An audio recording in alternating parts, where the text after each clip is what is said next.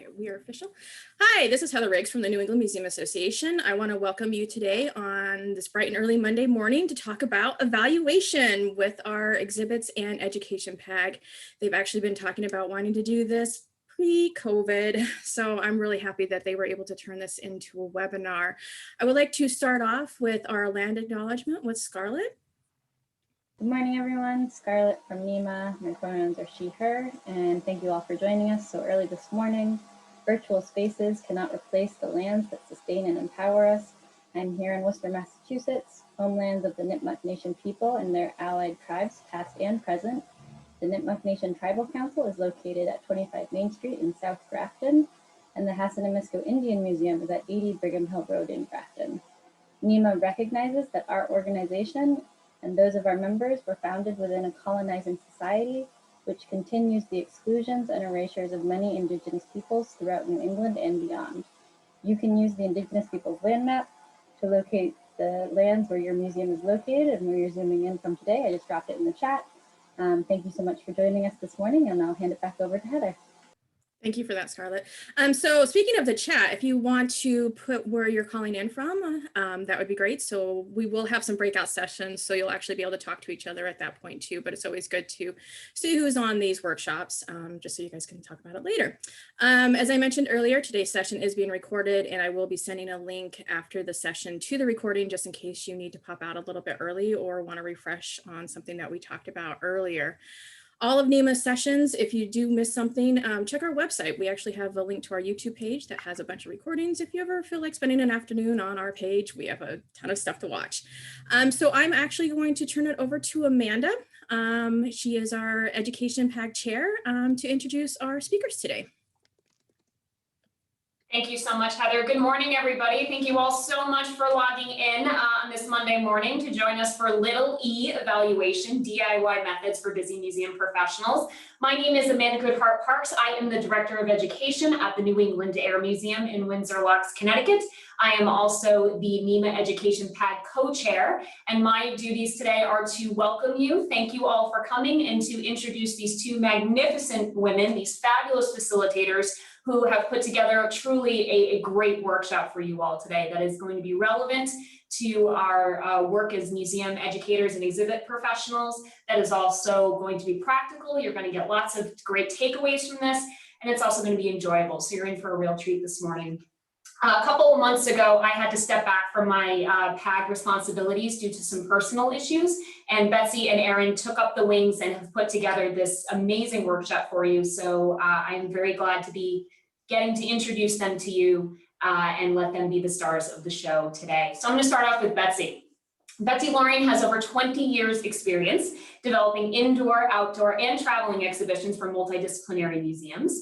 As principal of Exploring Exhibits and Engagement LLC, fabulous business name, Betsy, love it. Her services include exhibit planning, writing, and development, as well as staff training in exhibit development and practical evaluation-driven prototyping. So that is Betsy Loring. Betsy is joined today by my NEMA Education PAG co-chair, Erin Wiederbrook-Euskaitis. Erin is principal for Yellow Room Consulting LLC. She is an experienced museum educator and visual thinking strategies, or VTS, facilitator, specializing in adult learning, innovative program development, and cross-discipline meaning making. She received her BA from the University of Virginia in art history and archaeology, her master's from the University of Alabama in American Studies, and her certificate in museum studies and education from Tufts University. And in addition to her amazing work as my wing woman and co-chair, she also serves on the steering committee of the Greater Boston Museum Educators Roundtable. So, Betsy, Erin, I hand these reins over to you, and folks, you're in for a real treat this morning. Bye. Thanks, Amanda. We'll be thinking of you today. All right, I'm going to start screen sharing.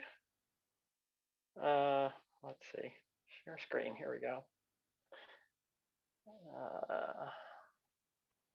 This one.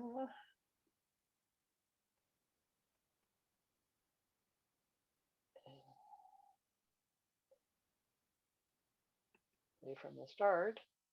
All right, do people see a big yellow thing that says Little E Evaluation? Yay! For those of you who may have signed up under another name, we will be covering similar stuff, but we found that we liked this sort of concept of Little E evaluation a little better. As Amanda mentioned, this is being co-sponsored by the Exhibits Professional Affinity Group and the Education Professional Affinity Group. And I am looking for a co-lead on my Exhibits Professional Affinity Group. So if you're interested, spread the word. So we wanted to do a survey. I don't know if that's Heather, Scarlett, who's doing the. Yep, give me 1 second. Okay. Let me see if I could get this. Who's in the room. I'm going to have you stop doing the, no, never mind. Scarlett, can you double check? Because it's not letting me do it. Do I need to stop sharing? No, it's, we Okay. all log in under the NEMA account and one of my lovely co-hosts. Unfortunately, it says the polling session's inactive. Do I need to do it? I think I can do it. I'm gonna launch it. Is Okay. everybody seeing it? Oh, there it is. Well, there we go. So we're just trying to get a sense of who's in the room. I'm really glad, since we have several ringers in the room, that we added skilled and expert. So if I see 0 there, I know there are several liars.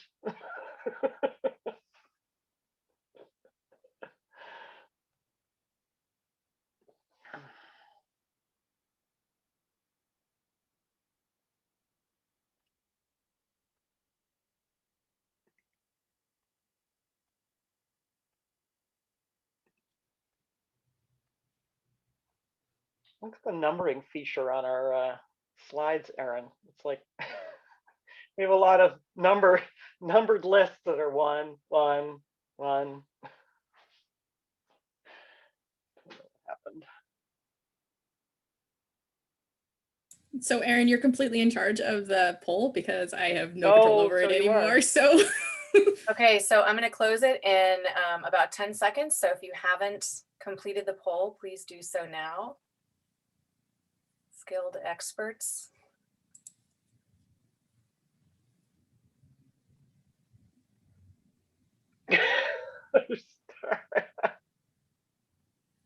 Okay, so is everybody seeing the results from the poll?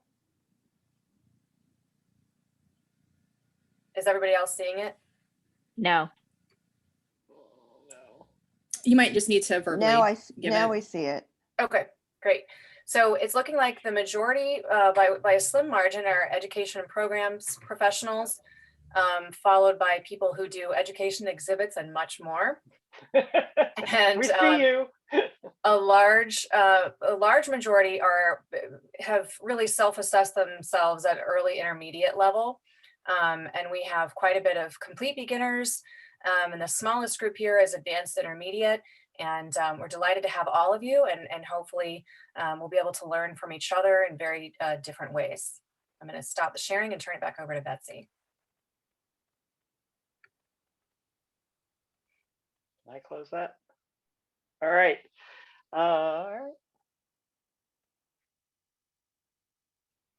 Okay, we just did our survey results. All right, quick review of our agenda. Are you guys seeing the full screen? You're not seeing the presenter screen, right? Okay, cool. So just to give you a quick sense of what we're going to be doing today, we're going to spend about an hour going over some definitions and a bunch of examples, both to give you a further sense of sort of very practical small e evaluation, and to set you up for the work that you'll be doing individually and in groups. So after a break, as you know, we sent out some worksheets. You're going to have a choice of one of those worksheets to work on individually for 10-15 minutes. I can't remember what we said, 10 minutes. And then we'll break you into small groups of about 4 people each. And we're hoping that when you're doing that individual work, you find the places where you're kind of stuck or you've got questions, and you can use that small group to kind of brainstorm together. And we're hoping to leave about a half hour for getting together, sharing from the groups, hearing aha moments and questions, and then a little bit of a wrap up. All right, so as I said, starting with some definitions. First of all, what's evaluation? What's research? Taking some definitions that I see in the science and children's museum world. Typically, I see evaluation. It can be formal or informal, but it's very internally focused. You're assessing a product, an exhibit, or a program against goals that you are using, and you're using that data to improve that product or future products. Research is formal. You're collecting data and you're using it to communicate externally to the larger professional field, to informal educators, to museum folks. It is much more formal. You're looking for statistical significance in the amount of data you're collecting. There's human subject protections and things like that. So I think formal versus informal, internally focused versus externally focused are two big distinctions. Now, big E evaluation versus little E evaluation. I think Erin and I just made this up when we were working on this workshop. So I think of big E evaluation as usually what's required by a grant. It's usually funded by a grant. Say 10% of your final product budget can go to evaluation, but it's an independent assessment by a professional evaluator, somebody who doesn't have a stake in the final results. And usually it's something that, again, we're only doing if the funder is both requiring it and paying for it. Whereas little E evaluation is more like DIY. It's using your existing assets, your people, your volunteers, a little bit of money, and you're trying to answer questions that you have to help guide your decisions, to make your product better or to make decisions about future products. There are 4 types of evaluation. They're usually classified by both when they happen in your development process and how you might use that information that you're getting from it. We're going to be focusing on formative and remedial evaluation. That's what you're going to be doing your work on, but I'll give you quick definitions for all 4 types. Not surprisingly, front-end evaluation happens early in the development of the project. I think it's ideal to do when you've done all of your research on your content. You're just steeped in knowledge and tons of details, and now you got to figure out how to distill it down into a product. And I would say that its #1 use is on ending all those debates when you're sitting in an office and you're all debating what you think the visitor wants or what the visitor cares about. It's a waste of time. It's a waste of meeting time. Get out and ask your visitors. And you want to know, what do visitors care about the content? Do they care about it at all? If so, are there certain aspects that are more interesting to them? Do they have any personal connections? Is there a jumping off point to that content for them? And if you present a little bit of information about the topic, do they get more curious? What things are they curious about? I also think it's really important to look at misconceptions and gaps in knowledge, because that can really guide your decisions. When I was working on an exhibit called City Science, we discovered that people commonly thought animals in the city were lost. They didn't think they really lived there. So that was a common misconception. We also found a lot of debate and discussion around what cities sound like. And so the way we used that information was, we knew we had to provide a lot of information that emphasized cities were a habitat and that animals adapted to a habitat, that they lived there, they weren't lost. And we did a lot of interactives around sound because we got really rich discussion. So we knew that was a great place for good visitor engagement. Formative evaluation, as I said, this is one of the things we're going to be working on today. The motto in formative evaluation is fail early, fail often, fail cheaply. This is when you have a prototype, that's the cheaply part. You don't have a final product, and you want to test something that costs $10 before you spend $1,000 building it in final form. Fail often means that you're going to test this prototype against specific goals. And when you see it's not what goals it's meeting and what goals it isn't, you're going to change your prototype. You're going to iterate it. You're going to test it again. You're going to hit some new barriers. You're going to iterate and keep testing it. It's really useful for asking questions like, Do people understand this activity? Do they get stuck? So what usability issues do you have? And then you're going to look for evidence that you've hit your goals. So you're looking for behaviors that indicate that they understand it. So what do visitors do? Do their conversations with each other indicate that they understand? So what are they saying? And can they, if you interview them, can they summarize the activity? And finally, you also want to know what things really don't work.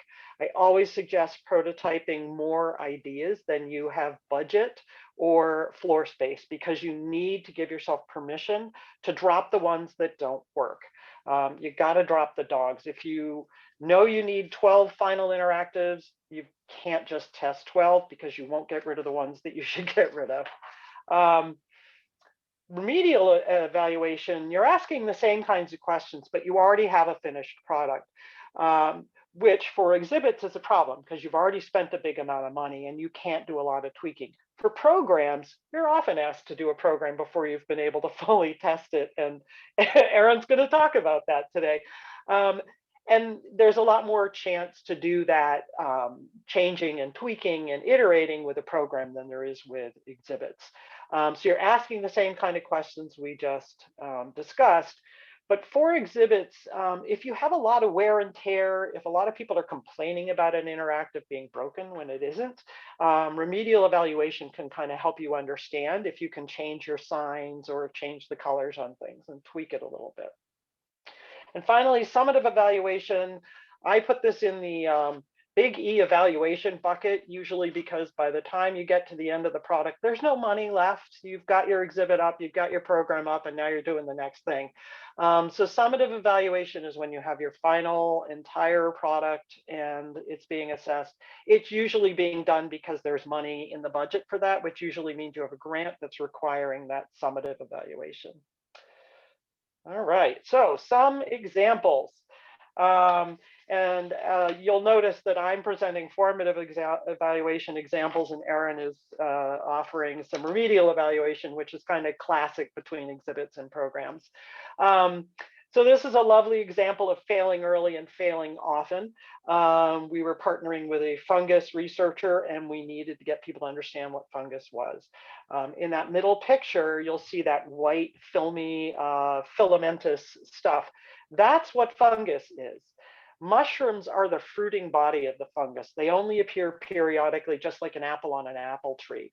And we needed people to understand, for the purposes of this grant, that the fungus was that white stuff, not the mushroom. And so we were looking for things that people would do, like were they lifting the flap, were they seeing the fungus? And then what we really needed, because that was obviously a very simple interactive, we needed to hear them say or hear them tell us, oh, I didn't realize that white stuff is the fungus. I didn't realize it was there all the time. The mushroom's like a fruit.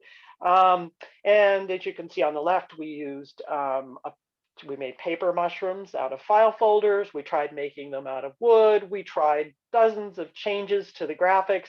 It never worked. It failed miserably every time. It just reinforced the idea that the mushroom was the fungus. And so the final product ended up being a less expensive version. It's just a graphic interactive, no three-dimensional products to it at all. We just show a picture of the mycelium, that filaments on the left, and just said, this is a fungus. It's these filaments are called mycelium.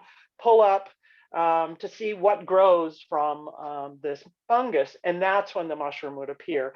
In retrospect, it makes a ton of sense that we couldn't present the mushroom first, because that just reinforced the stereotype. So this did save us money. It saved us wear and tear. But the primary driver for this change to a cheaper option was because it got the correct learning results that we were looking for.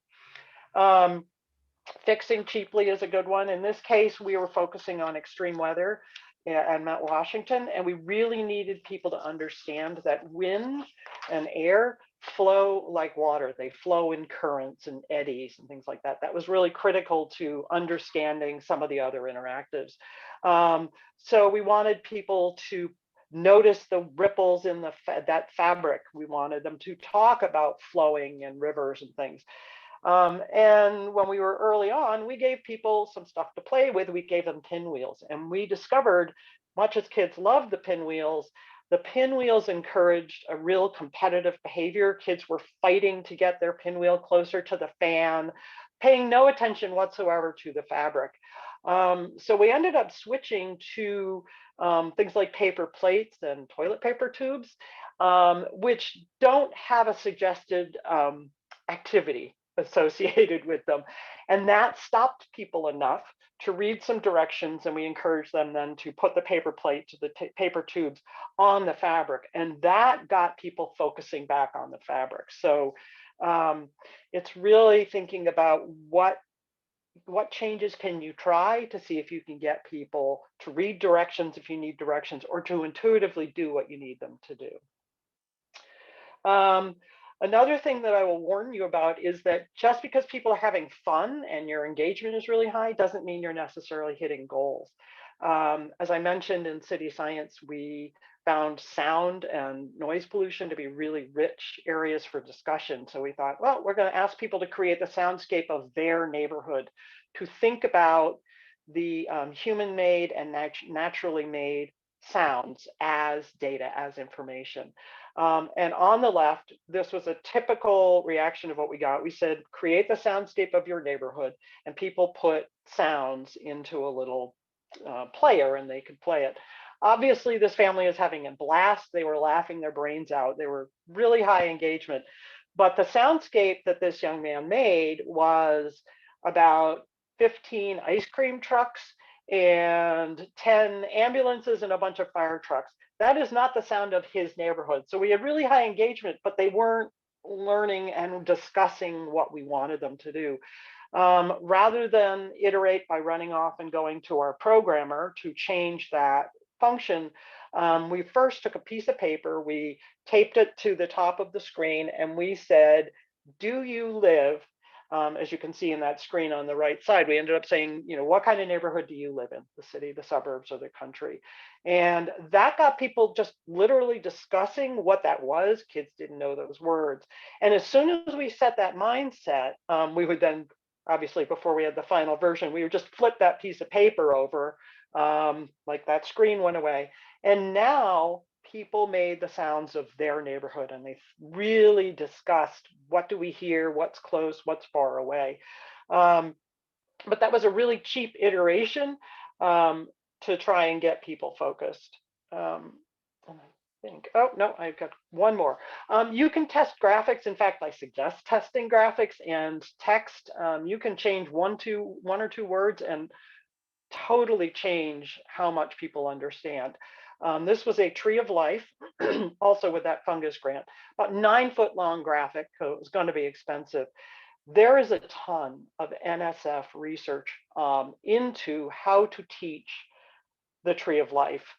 And yet still, it's really difficult for people to read correctly. It's very easy for them to reinforce incorrect concepts about evolution.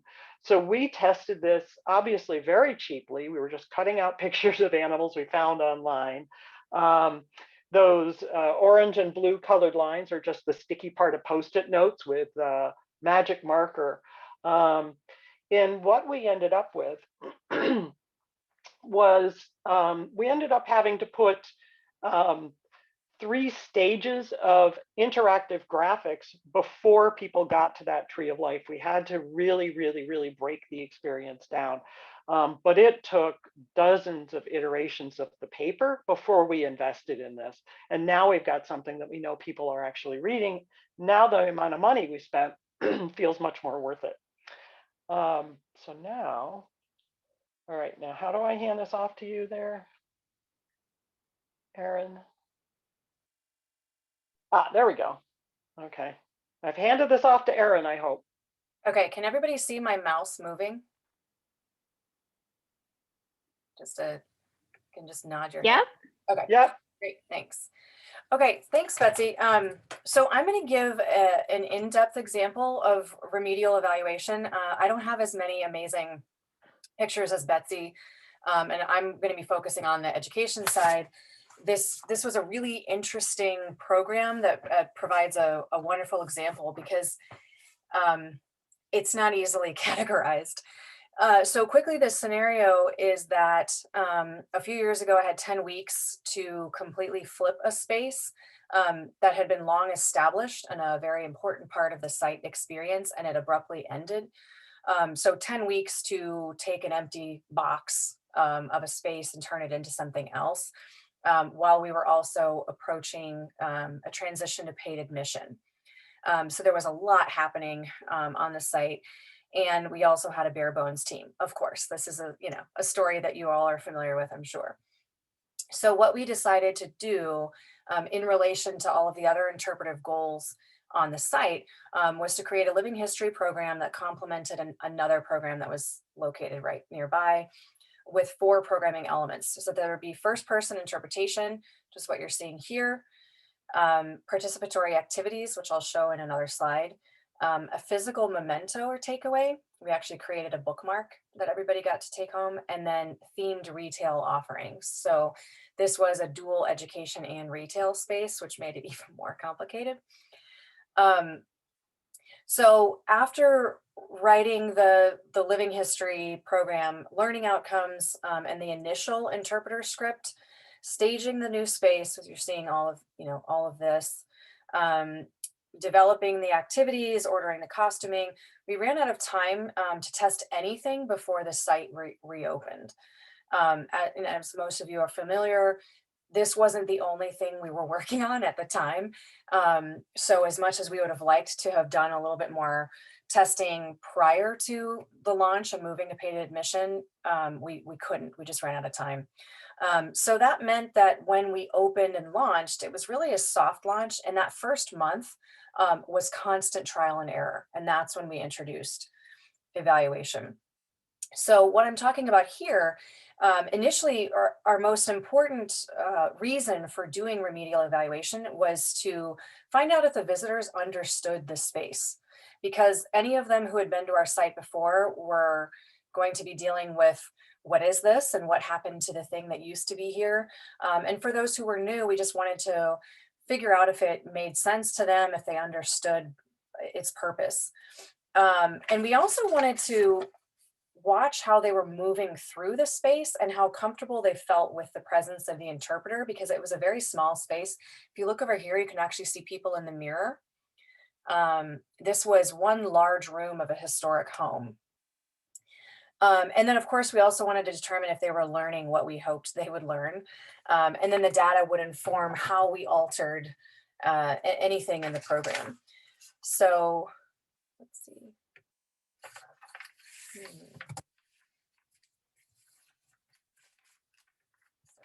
Betsy, I am not having control over the slide, so can you just advance? Thanks. So these are some poor pictures, backlit pictures of some of the activities that we created. So another goal was to determine the engagement with these activities and even the viability. Like, would people even be interested in doing activities in a space where there is an interpreter? So I do want to point out, much like Betsy was saying, these are easy to change. These are pop in, pop out frames. And, I printed them off in-house. It's all paper, and it actually worked well with the look of the space. But I intentionally wanted to make sure that I could change them at any time. We also did not have the funds to do anything other than that, because we were planning on creating interpretive signage as well. So ultimately, we ended up doing 2 waves of evaluation. Both were remedial in a way, the first month in and then 3 months in. And we decided to use behavior observation and visitor interviews. We'll talk about that in a little bit. And over this 3-month period of time, we conducted 9 one-hour observation periods that consisted of 36 different living history presentations to 374 visitors, 9 exit interviews to 24 visitors. And Betsy, I think your hand might be on the mouse, so you can go back. Not that really matters, wasn't the most amazing pictures, but that was just conducted by me and one other person. and I was part-time at the time. So what we saw in that period of time is positive increases in visitor engagement and interpreter performance, because we were also observing the interpreters. And that can be attributed to a number of changes that we made as a result of the initial wave of evaluation. So first and foremost, the most important was we refined the first person and storyline aspects of the living history component, and we wrote new scripts. We created interpretive signage for the space, which I mentioned, and the graphics on the previous slide were included in that signage. We altered the layout and instructions for the activities, and we posted living history performance times. We were thinking we would just do the performances when we had enough people, but that seemed to cause confusion. So having set times gave people something concrete to hold on to, and they didn't aimlessly wander into the space and wait. And we did all of that because we had the knowledge and the data to know what to change and how to strengthen the program as best we could, which we wouldn't have known all of that if we hadn't combined the two methods that we used. So Betsy, if you can advance, we're ready to dive into the three specific types of formative and remedial evaluation methods. So these types, as Betsy mentioned at the beginning, we're focused on simple things that you can do in-house that you don't need an expert for. And they're totally possible for you to implement just yourself or maybe a small team, possibly even volunteers if they're trained, without having to use an outside evaluator. And once you get the hang of these methods, I think you will ask yourself how you ever got by without them. These types of evaluations, especially for smaller to mid-size institutions, they're total game changers. And if you can't tell, I'm extremely excited about them.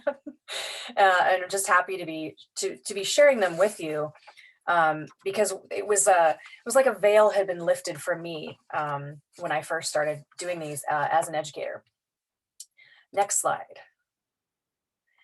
So behavior observation, we'll start off with this because I'm obsessed with it. I did pros and cons lists for each of the three methods, and then we'll talk about what they're good for, what they're good for using them for. So with behavior observation, the first pro is that it's simple. You're watching, you're observing. And I say little or no training for staff. However, if you are asking a volunteer or an intern to do behavior observations, they will need to be trained in some basic things. And we actually will have a handout for that. Betsy created a Betsy's 3 top tips for evaluations. And there's a little bit on there about making sure that when you put somebody on the floor to interact with visitors and to watch them and possibly be in this position where they make people uncomfortable. If they're standing there with a clipboard, they need to be prepared to play that role of customer service and possibly answer all the questions that, where's the bathroom, where's this, where's that, what time is this? They need to be knowledgeable, they need to be super friendly, and they need to be aware of the things that you would normally train an educator or frontline person in. So it's just mindful, make sure that you're mindful of that. It's low cost and efficient. It requires printing out a piece of paper and having a clipboard and a pen. And it's efficient. You can be very efficient with your time by doing behavior observation if you set specific times into your schedule ahead of time. They're generally objective because what you are doing is observing if somebody did or did not do something. So your checklist cannot consist of they liked it. You have no idea what they are thinking or feeling or what their intrinsic motivation is, what their extrinsic motivation is. You just can simply watch that they did or did not do the thing. And that is very simple. So in that way, it is objective. The other thing is it pairs well with other methods. I don't advise doing behavior observation not combined with anything else, because you watch if they did or did not do the thing, which is great, but you aren't going to understand the why behind it. So you're getting the data, how many How many people asked questions of the interpreter? How many people played with one of the activities? How many people looked at retail? So you know all of that, but you just don't know the why. It's suitable for visitors and staff. So for the program that I was referencing earlier, I used this to watch the interpreters as well. Because we had such a short period of time to get the program ready to flip the space and launch for paid admission as well, we really did not have the appropriate lead up time to train the staff and to get them up to speed where I would have wanted them to have been. So I was observing the behaviors of the visitors and also observing the behaviors of the interpreters. And again, it was, did they mention this? Did they mention this? Did they invite the visitors to do an activity? Those types of things. So I wasn't, at that time, I was not, did they do a good job? It's, did they do this or not? And then it was a figuring out of why. What resources can I provide to the interpreters to make sure they do say the things they need to say? And the other thing with behavior observation that Betsy really alluded to in all of her examples is that it's just wildly revealing. You're always going to be surprised. You know, we think we know or can predict what our visitors are going to do and what they like, and it's just, you never know. And so it's just revealing if you take the time to be in the space and observe. So quickly, the cons, it can be behavior altering. So it almost goes without saying that if you have a person with a clipboard in a space and people are aware of that person, it can change how comfortable they are in a space and what they're doing. They might not feel as free and open to engage with an activity, or they just, I mean, you would understand how it is if you go into a store, you go into a space and you're like, I just want to be here alone and explore. I don't want somebody watching me. So it's important for the person to blend in as much as possible, maybe seem like they're doing something else, or just make it clear from the beginning that they are doing behavior observation in order to improve the program. I think if you can make that clear, sometimes that affects people's willingness to just continue about their business. It can be a gamble and a crapshoot. And what I mean by that is if you're planning in behavior observation periods into your week or your schedule, you can't predict visitor traffic. So you might have planned an hour of observation and you're really slow that day because it's raining or whatever, and you get 2 people. So you're not going to get enough data from that. So you do have to plan a variety of different time slots and days of the week to observe in order to offset that, because you want a good sample set.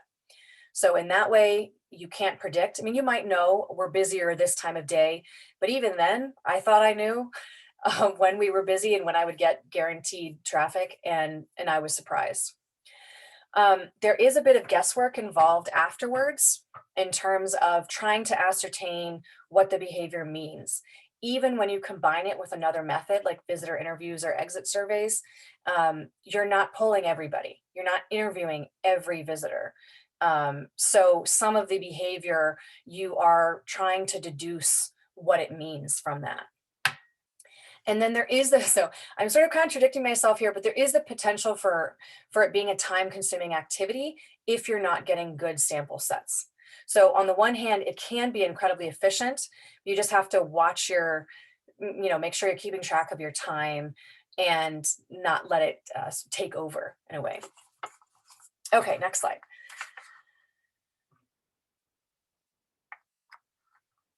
So behavior observation is good for a number of things. New programs, new exhibits, as Betsy mentioned, gallery activities, as Betsy also mentioned. That's something that exhibit and education often works on together, or you may be the only person working on that. And visitor understanding of a space or movement. So watching how a visitor moves through a space can be just as crucial as watching how a visitor interacts with a new exhibit component, or how they interact in a particular new program.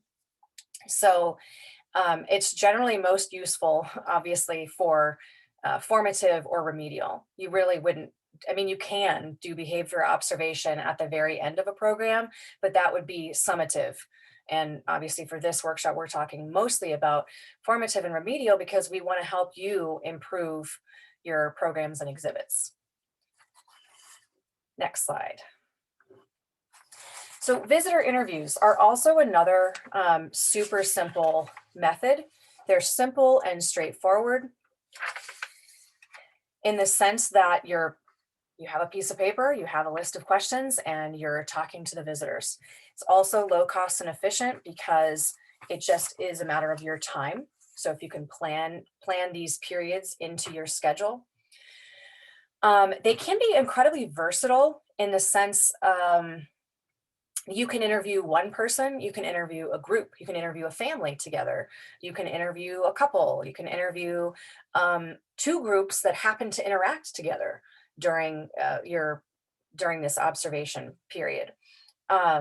So there's the potential for it to be quite versatile in terms of how you ask the questions, what questions you ask, how you're grouping the people, etc. Like behavior observation, it pairs well with other methods. Doesn't necessarily have to be paired with behavior observation. It can be paired with surveys or a variety of other types, like focus groups, things like that. But again, we're focused on formative and remedial and simple, things that don't require a ton of time or orchestration. So when we're talking about semi-structured versus unstructured, there's really two ways to approach it. You can have your questions planned ahead of time if you want targeted answers, if you're looking for specific things, or it can be unstructured, where you just ask for the person's time. So you do have 5 minutes to chat with me, and you have a more organic conversation where you ask them follow-up questions to whatever they're saying. So you can follow their lead, or you can have specific questions in mind. The benefit to specific questions is that you can tabulate in a way to find trends. But you can actually do that with unstructured as well. And I went to a great NEMA conference session. When was it? Last time we were in person, which must have been 2019, on EMIC and EDIC coding, which was just fabulous. And that's a whole other workshop, as it was a whole session. But that's something to keep in mind if you go the unstructured route. It's more investigative than surveys. Surveys, we'll talk about in just a minute. You can be much more probing, and even if you have a set list of questions, you can ask a follow-up in the moment if you need to. The reason why these are so valuable is because you're answering the question of why behind whatever behavior observation, whatever you're seeing. You want to find out what the visitors are thinking, perceiving, processing, and then also to find out other limiting factors for their experience and how you can remove any barriers to them fully experiencing the thing, the exhibit, the program, the components. And another pro is it's a targeted audience. You're going to be targeting people who are coming out of a certain door or coming out of a certain program. You know who you're going to be asking questions to. Some of the cons, very quickly, is that you have to be aware of the interviewer bias. Again, this is a whole other workshop. We tend to ask people that we feel safe asking questions with. So you have to be mindful and say, I'm going to interview every third person who walks out the door, instead of I'm going to approach people who look like me, or I'm going to approach people of my age group. You want to get a wide swath, and you need to be methodical about it and aware of your own biases as you're interacting with people. It can be costly if you are transcribing the interviews. If you decide to do an audio recording and then later transcribe and code, that can be costly. You don't have to do that. I mean, you can just take notes on your sheet. But if you want to go, it has the potential to become costly, and it also has the potential to become time consuming. Again, if you're wanting to get a full sample set, you might be waiting out there for an hour and you only get 3 people or 10 people or even 20. So it depends on what your goals are for how many perspectives you want to get, how many people you want to observe, and what you're capable of.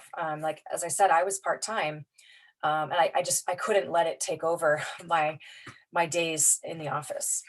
Next slide. So what are they good for? They are good for a detailed understanding of a range of experiences and perspectives. So that can apply to programs, exhibits, movement, anything. Program prototyping and remedial changes, exhibit prototyping, as Betsy was talking about, visitor movement and understanding of a space. So why did you choose to enter the exhibit through this door instead of that door? And that's just an example. And then also printed materials, maps, and brochures. So if you're testing out new handouts or things, just like Betsy was saying, before you spend that money on the, $50,000 order of whatever brochures and maps, test it out with, a home printed trifold, some kind of mock-up like Betsy had showed with the exhibits, to make sure people are reading it, perceiving it, using it in the way that you think it makes sense. It's always amazing to be reminded of how you experience your home institution is vastly different from how everybody else does. And interviews are a great way to make sure you really understand why there was a confusion, or even why people did not engage. Is it other limiting factors? Like, I didn't have time, I had a bus to catch, I'm going to see other museums. You can tell I'm in Boston because there's so much competition, and there's so many museums and historic sites to go to. So people are often doing very quick visits.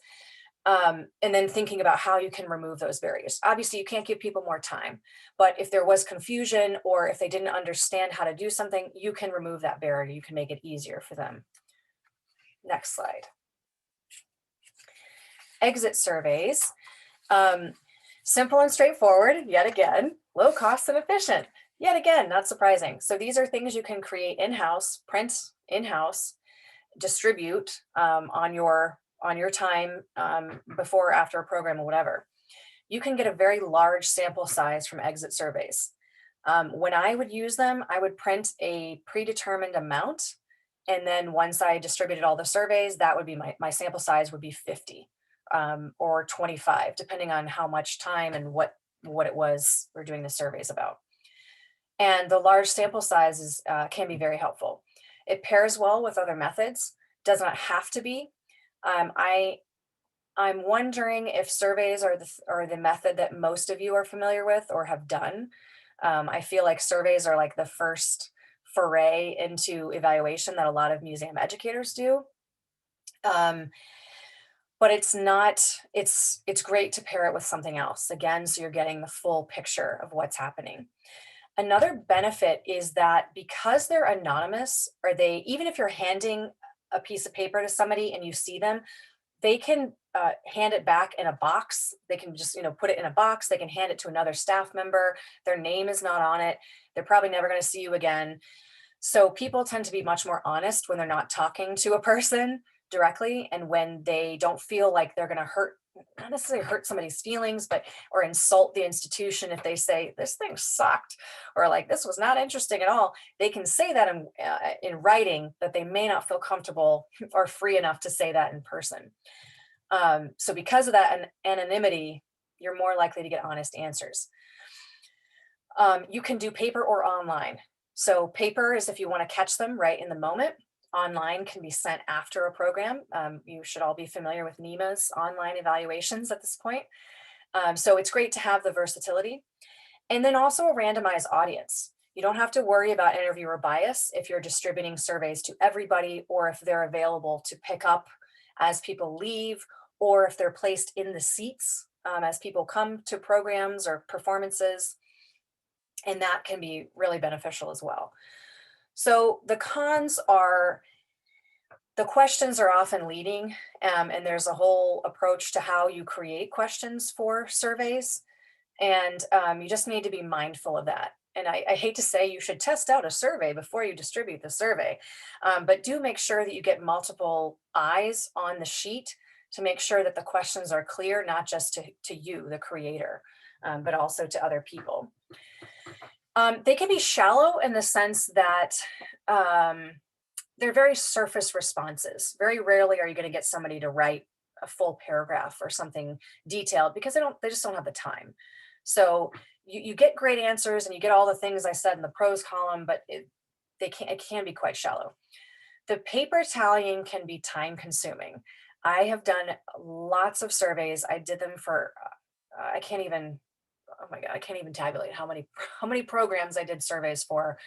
It is an awesome thing to assign to a very sharp intern or volunteer or an educator or some frontline staff who is not doing anything right now because it's slow or whatever, because it can be time consuming.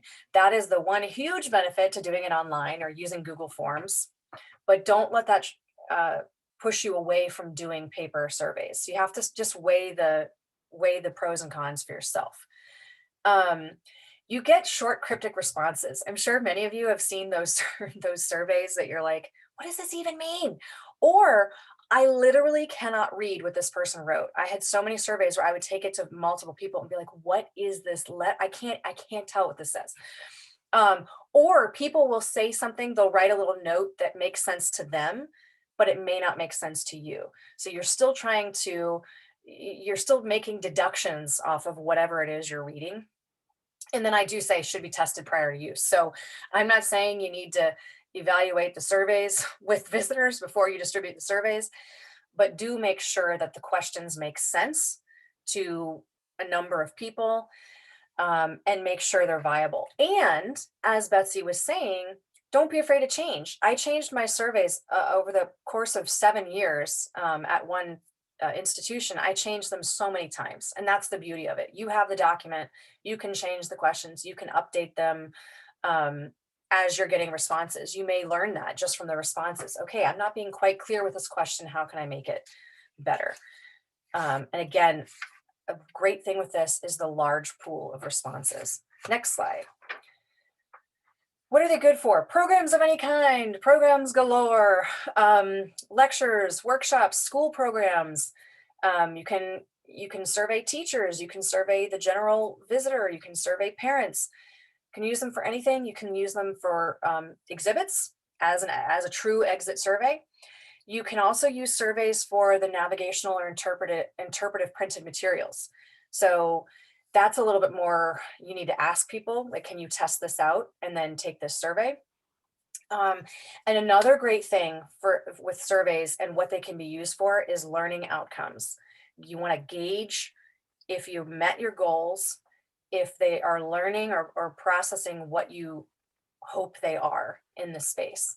That is one thing that I'd say it's a little bit easier with surveys to determine that versus visitor interviews.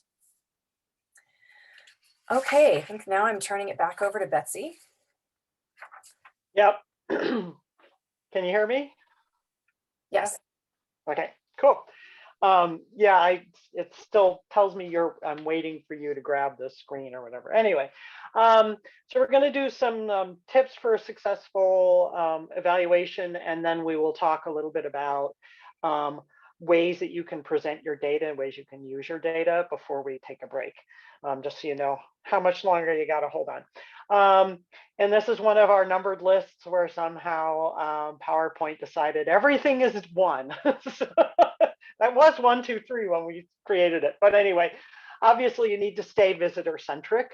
We need to start from very detailed goals, which I alluded to and Erin has hinted at. And then the idea that you want to gather actionable data and only actionable data. It's not worth gathering data that you can't use.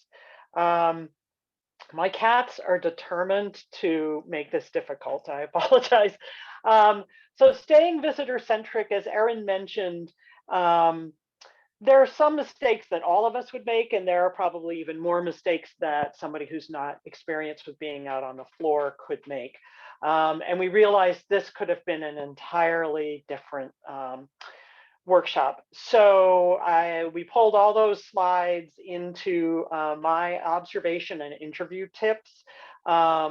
The bottom line is that nobody paid admission and came into your museum saying, I want to be watched I want to be a guinea pig. I want people asking me questions and giving me quizzes.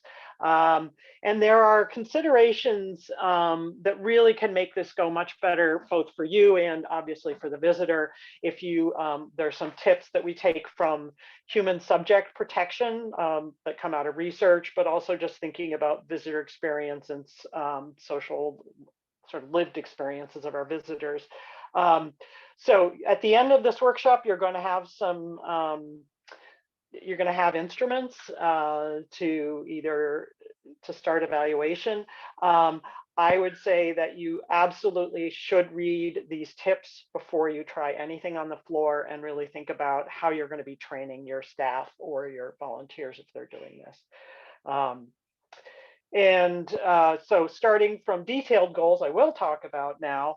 Obviously, again, I have this exhibit bias, but you imagine that you have a program or an exhibit, you've got goals and sort of themes for that whole experience. Within it, there might be sub-themes and specific goals around that. But we're talking, in this case, with formative and remedial evaluation, really component specific goals. And so this is an example of sort of the level I'm talking about. So I've made up an interactive. It's a history interactive about how cities have changed. And in this case, we're using the sense of sound to compare. So in downtown sounds, visitors will be given historic and modern photographs of iconic locations. And there will be some instrument or computer or materials for making the soundscape of that spot in history and in modern times. So in downtown sounds, our component goals are people will compare the modern and historic photo of the locations. They will think about the sounds that they might hear standing in that location in history or modern day. They will create a soundscape of that location in both times, and then compare the oral experience, the auditory senses of what somebody would experience. So now, how do we know if we're hitting those goals? And this is where I say we're really looking for things that people do, things that they say to each other, and things that they tell you if you ask them. So in the case of, say, this downtown sounds, we might look for, do people point at the two photographs? Do they point at the same, comparable change, change in transportation, say? Do they actually play with the sound making equipment? Do they make a soundscape and play it for themselves? Do they make two soundscapes? Do they compare them? So those are all things that they can do that show you that they understand what you're asking them to do. And then this is tougher with programs, but in exhibits, when you're prototyping, you can very often be sitting close enough to overhear what they're saying, which goes back to thinking about visitor experience considerations. You really have to be careful about this. But if you've invited them to test your prototype, you can eavesdrop on what they're saying and make notes of that. So one things that in this case we would want them to say is maybe to comment about changes in the photographs, or I think that machine would make this kind of a sound. Do they mention the comparison of what the soundscape was like, or how different the experience would be? Do they make a personal connection? Oh, we've been there, honey. You remember when we were there and we heard all the ambulances or whatever. And then if you interview them, and it's usually, I would say the key is asking very, very few questions, very simple, and basically, could you describe this? If you were to describe this activity to a friend, how would you describe it? And that their description should match what you hope their goals are. And did they have any insights from it? And then finally, do they have any suggestions for making it better? They are often going to be the source of your next iteration, is the visitor experience, the visitor suggestions. Finally, gather only actionable data. If you are not going to build new bathrooms, or you are not going to have the money to do an augmented reality version of your exhibit, don't ask about that. You can ask, are the bathrooms clean, or did you enjoy this activity? But asking about things you can't change is just a waste of everybody's time. Your time is precious and your visitor's time is precious. But also when you're doing observations or you're doing interviews, only get as much data, only spend as much of your time as you need.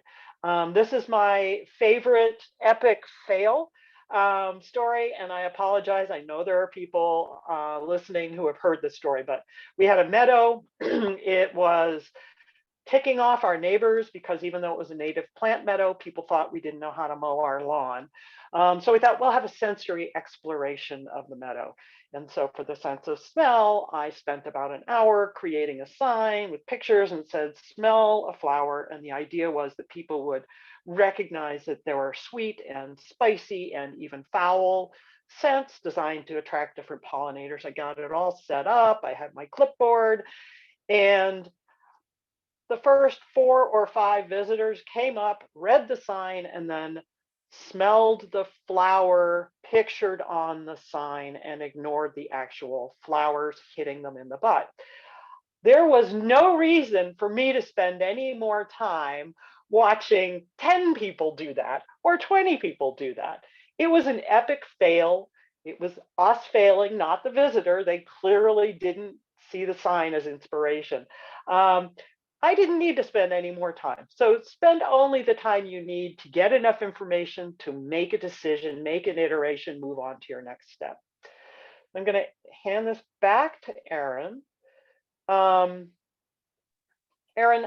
it said something about, That's all right, don't worry. So that's only for cursor. Okay. I realize it's only for cursor use. So unfortunately, you'll just have to advance the slides. Oh, okay.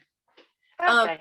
So we did want to touch briefly on reporting and presenting your data, because we're talking about formative and remedial, and most of that data is used internally. So you're using it with your team in how to strengthen or improve programs and exhibits. But there are cases where you will be required to present it, or you may want to present it and report it. So 3 main questions to ask yourself is, who is your audience for the data? Obviously internal, it's the last thing I listed, but usually the first is internal or staff. Other people you're working with are going to see this data. But there are times when you need to report that data to your board or your executive leadership. And there's also times where you need to report that to funders. Obviously grant funded projects, you have to do a final report. You may have to do a mid report. So that obviously knowing the audience helps tremendously in terms of how you're going to report and present. And then there are also cases where reporting and presenting to the public can be very engaging as well. You may decide, there's a variety of reasons to do that. You may just be sharing the visitor reaction to certain things, or you may want to be reporting accountability in some way. So the next question is, what do you hope to do with the data, and what's your plan for utilizing it? Again, with internal and staff, you hope to improve the program or improve and strengthen the exhibit, but how are you going to utilize it? So you need to think about that before you get it, because just going back to Betsy's previous slide, which is use or gather only actionable data. So don't waste your time gathering all this data if you're not going to utilize it. So know what you want to do with it ahead of time, and just think about what that data is going to do, how it's going to inform what you do and what you change. And then finally is, how do you want to present it? So there's a variety of ways, and Betsy and I just compiled 3, and we'll provide brief examples. A written report, which tends to be more official and formal. That's usually what is presented to boards or your leadership or funders. A diagram, which is more analytical and visual, that can also be shown to your board or funders. And then a word cloud, which is very informal, highly visual. It can also be very helpful for determining learning outcomes and the internal mind of the visitor. Next slide. So here are some note compilation examples, and I know it's small, but we just wanted to show you what they look like. So on the left, you'll see my behavior observation tally sheet with, that was for 4 observation periods. I tallied all the information from those periods and then put it into percentages so that I had something to report internally. Before it was actually just for a meeting with the team so that they could see what I was seeing. And then on the right, we've got Betsy's examples of prototyping notes. So typed up the notes that she had gotten, and this is one, and I'm sure there was many, many more of all the groups that she observed with the specific behavior observations there on the right under observations, what she heard or didn't hear with visitor conversation, and then what they did. So you have to, usually your notes need to be compiled in some way, and typing it up is just nicer for everybody else so that they can read it. And you can also consolidate if need be. Next. So this is an example of a more formal written report, but also goes to show that it's short. So this was my closing assessment for this program that I mentioned previously. It's 2 pages, and I consolidated all of the information from the 3-month period of evaluation. So I included, an abstract, what the program consisted of, the data that we got, some summaries, anecdotal, and then concluding assessment that also went into some of the biggest struggles and surprises. Because again, you're trying to consolidate and make it easy. So this is a 2-page report that you can give the board or leadership or funders instead of handing them 20 pages of your notes or 20 pages of typed notes, which is great for your team, but nobody else is going to have the time to read that, nor is it necessary. Because again, you're going back to what am I doing with this data and what am I trying to say to the board? For me, what was important to think about is if we want to do first person interpretation again, and also trying to make a point that a 10-week lead time is for this type of program was a bit unreasonable. And just, this is what we can do. And this is what we saw from our visitors in that time period. So my point is a written report doesn't have to be super long. And in fact, you want it to be pretty short and to the point. Next slide. I'm going to turn it back over for Betsy to talk about. That's me. As Erin said, you can also draw diagrams. This was a project, this is a map of a single floor of a museum where I worked. And we were doing an exhibit project, but it also had a heavy architectural component, namely the ticket and information. The big circle on the left was going to be torn out. That was actually a theater. And then that L-shaped thing, the ticket and information desk, was going to be combined with the gift shop desk. And then we were going to build some exhibits. So we had to work with an architect a lot, and we were having an enormously difficult time getting the architect to understand and respect our requests for huge circulation and gathering spaces. This is where field trips checked in. And we knew we were having a lot of issues with visitor flow up there, and we couldn't convince him. Then we thought, well, maybe we should convince ourselves too. So we put a volunteer sort of evaluator, observer at that yellow X sort of behind the visitor services. And we said, watch for confusion, congestion, and collisions, not actual physical collisions, but where people were interfering with each other. So they did that for about 4 days. Those things that look like pinwheels are spiral stairs. They discovered that kindergartners and first graders slow up everybody on spiral stairs. They're really hard to do when you're 5. We found that double wide strollers, this space right here between the elevator and the stairs and the visitor's desk, that completely got blocked as soon as there was one double wide stroller. So in addition to a written report, they presented about 4 diagrams like this that showed typical issues we were having. And as soon as we showed this, we never got a peep out of the architect again. When we said, we need this space left for circulation, they respected it. And then Erin mentioned word clouds. This was by Jeremy Hoffman, who's a climate scientist at Science Museum of Virginia. And this was a climate literacy program in which he was working with city teens, so teens from Richmond, Virginia, to do a citizen science project collecting heat data to document huge disparities in urban heat islands in wealthy and non-wealthy neighborhoods. And he did a pre and post. He had a really small sample size. So he did a pre-project questionnaire where people wrote down what did they know about climate change, what did they know about heat islands, and then a post survey of what they knew. And even though this is an N of a very small number, the fact that the biggest words were IDK and some really short kind of non-specific words on the left, you look at the right, I mean, it's clearly much more sophisticated understanding of the concept. They're using much more sophisticated science vocabulary and clearly just a lot more richness in their vocabulary. That to me is worth any two-page report. That right there is a huge impact, I think. So I'm going to turn this back to, now I have to link on this, right? I have it up, so you can either link to it or if need be, I can share my screen. I'll stop sharing, I guess. I'll let you share.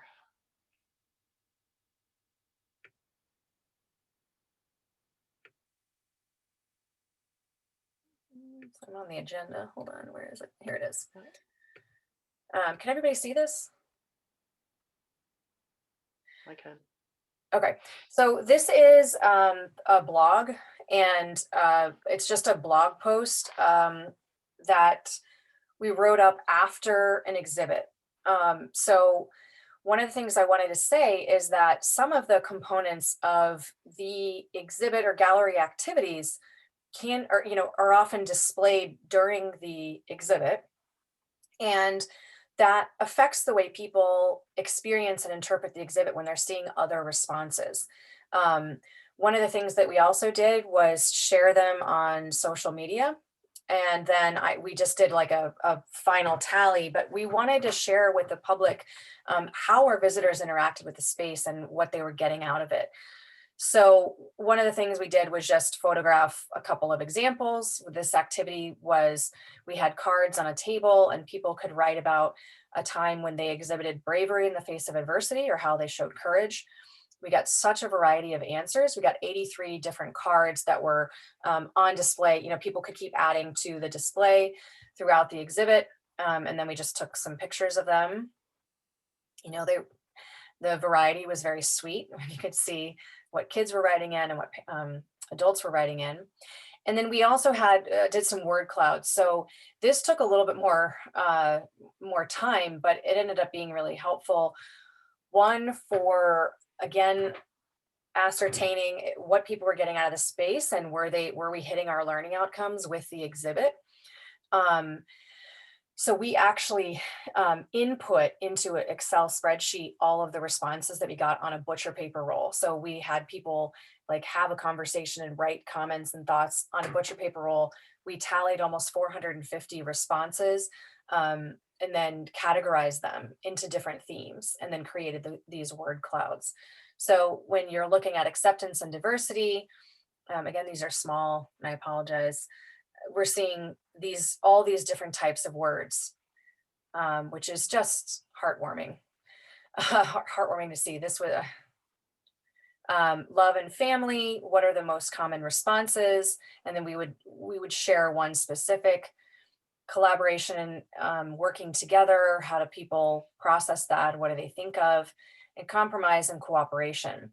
It's actually really, to me, it was surprising to see humility as the largest word, and very, again, promising to see that as something that more than one person would have put. For the word to be that large, that means more than, lots of people put that word. So this is just an example of how you can present to the public. You can put it on a blog. You can share it on social media in little bits and spurts. And there's lots of other ways you could do if you want to do a printed publication and all that, but it can be fun to really involve the public in the type of evaluation or work that you're doing. Cool. Questions. We're going to take a few questions and before our break. So Heather, Scarlett, are you seeing questions? Nope. You can either type the questions in the chat or raise your hand, and we can actually, since it is a meeting format, you could use your voice as well. So actually, Betsy, do you mind stopping the share so we can see each other? So one of the questions was, how do you produce those word clouds? There's different platforms that you can use and go online and input the data. So you do have to have it in some kind of format like an Excel spreadsheet in order for the software to, you know, boop, boop, boop, boop, boop, and then put out the word cloud. So, but again, you can do it online, and you can find different free platforms to use that. Same as like if you wanted to create a word search or a crossword puzzle for gallery activities, you can find platforms that will do it for free online. Scarlett put a link in there. Do you have any techniques for evaluating exhibit text? Oh, yes. When I'm evaluating a prototype, I'm evaluating the text too. So when we do early prototyping, it's almost like a facilitated program. You're just explaining. But the explanations that work best to get people to try the activity become the source of the instructions and the further information. And then you're looking to see, have people used that text? Are they quoting it? Are they understanding it? I had one interactive where it was about water pollution, and people used marbles. There were blue marbles, and it said, the blue marbles said water, and there were these brown oily marbles, and they said pollutant. And an interactive, when we were facilitating it, that had like 95% understanding rate dropped to about 5% because nobody knew what pollutant was when we started asking people. So we changed the word pollutant to pollution, which isn't quite technically as scientifically accurate, but suddenly everybody knew what that was, and the understanding shot back up. So constantly testing text, absolutely. Jan, Yeah. I saw that you put, what about text without interactives? Are you talking about an exhibit that is primarily like text and visuals? Yeah, I am. What I'm after is, I have a client that, you know, they have certain words that are important to them, but I don't think the visitor can distinguish those words. So I was kind of, I would test it. Yeah, I've tested that. I mean, one of the things we did was the fungus person, we actually brought out some fun. We actually did have objects because it's just easier to engage people in the text if you also have an object. And so, you know, we just were able to gauge people's general understanding, which was abysmally low. So abysmally low that, you know, because we asked, like, what do you know about fungus and what do you understand? Like, before you even test that text, it was like, let's assess existing knowledge. And when we assess that existing knowledge, it was really low. And he actually took pictures of those Post-it notes and put them on his research website. yeah. Well, when I probably told you this story before because I always use it as an example. When I did the Secrets of Aging exhibit at the Museum of Science, cloning was popular. So we wanted to do something on cloning because we figured visitors would ask, and Dolly the sheep was popular. Yeah. But in evaluating the text, visitors were like, don't make me read this. It was very clear that after 50 words, they dropped off. But I didn't participate in that evaluation. I'm like, how the heck did we do that? I don't know. Did we stand next to the person and say, read this, tell me what you think? I mean, that sounds really like a test. So then I think, is that valid? So I have a number of thoughts on that. There's a couple of different ways you can go. And one is that hopefully the educators are involved, because what I would suggest is that the educators and exhibit team or curatorial are working together to write perhaps 2 to 3 different versions of what the text is going to be, particularly if it's a text heavy exhibit, which in historic sites is often the case. Yeah. And then this is where I feel like focus groups would be helpful, or test groups, people who you can bring in on the front end who know they are there to help you with that text, because it is hard to expect, like, as Betsy had said, and as you said, Jan, visitors to be like, I don't have time to read 3 versions of the same. Yeah. But Yeah. a focus group can be really helpful with that. And that can help determine, if you just give them the 3 options and then people vote or tally that can be one way. And that's the only way that we've done it before, because, once it's there, I don't know. Yeah. I had people read all the label text after the first draft, and what it did show is there was a difference in interpretation of some of the key words. And I think I'm still going to see that in evaluation, but I was just looking for any tips that might refine my approach. So I'll report back on what I learn. Yeah. Yeah, I'm trying to read Olivia's question here. We do have one above Olivia though, so. Oh, do you? Oh, okay. Yeah, because a lot of this, you guys have been talking about pre and post. What about during? So have you done any of these types of activities during COVID? Our museum is still closed, but we need to move forward on these types of front end evaluations now and looking forward to digital ideas. So this is where Google Forms can be really helpful. You can still do surveys, as Nima has demonstrated, but you can also do so summative or post surveys, exit surveys, can be done after a program. But if you're talking about wanting to move forward and doing front end, then it's also helpful to do visitor surveys, inquiring about whatever it is you're planning. So, and I find that really helpful, and I wish that more sites did that on the front end, because we often talk about what we think our visitors want and need, without actually doing the work of finding out what our regular museum attendees want. So I would encourage that, especially if you have a membership base or, a pretty hardcore following of people that you could survey by including it in your next email newsletter. And then I'm curious, it's kind of hard to answer that question without knowing, like, is your site already open? Are you currently planning a program and wanting people to move through the space physically? It sounds like you're talking digital only, so. I can unmute. I don't know if that's helpful. That's probably helpful, yes. Yeah, Please, so we're completely closed, and it's planning for a new exhibit that we're in front end. And we have been doing surveys using like Qualtrics or SurveyMonkey surveys, but we need to do focus groups and some of the more creative things you've talked about where people could draw and submit that way. And we don't have a real way to do that through like social or other networks. So I'm just curious if anyone's been doing any of that kind of work, the more one-on-one or small group work. I know that one place I would send you is the ASTC Aztec, the evaluation and research community of practice. And you don't have to be an Aztec member to join a community of practice. I know they've been talking about different things people have done in COVID times, so I would definitely look there.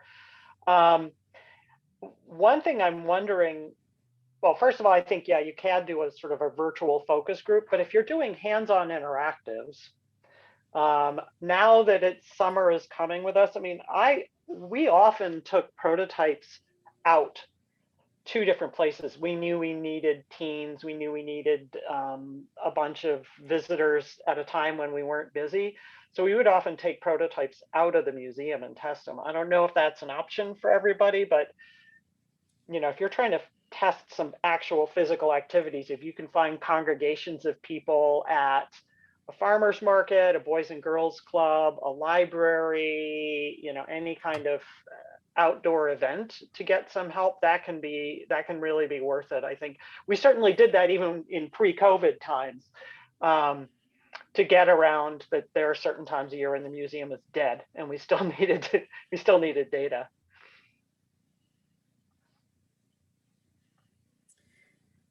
So art museums is a different story. Art museums, yeah. Well, so this sounds like,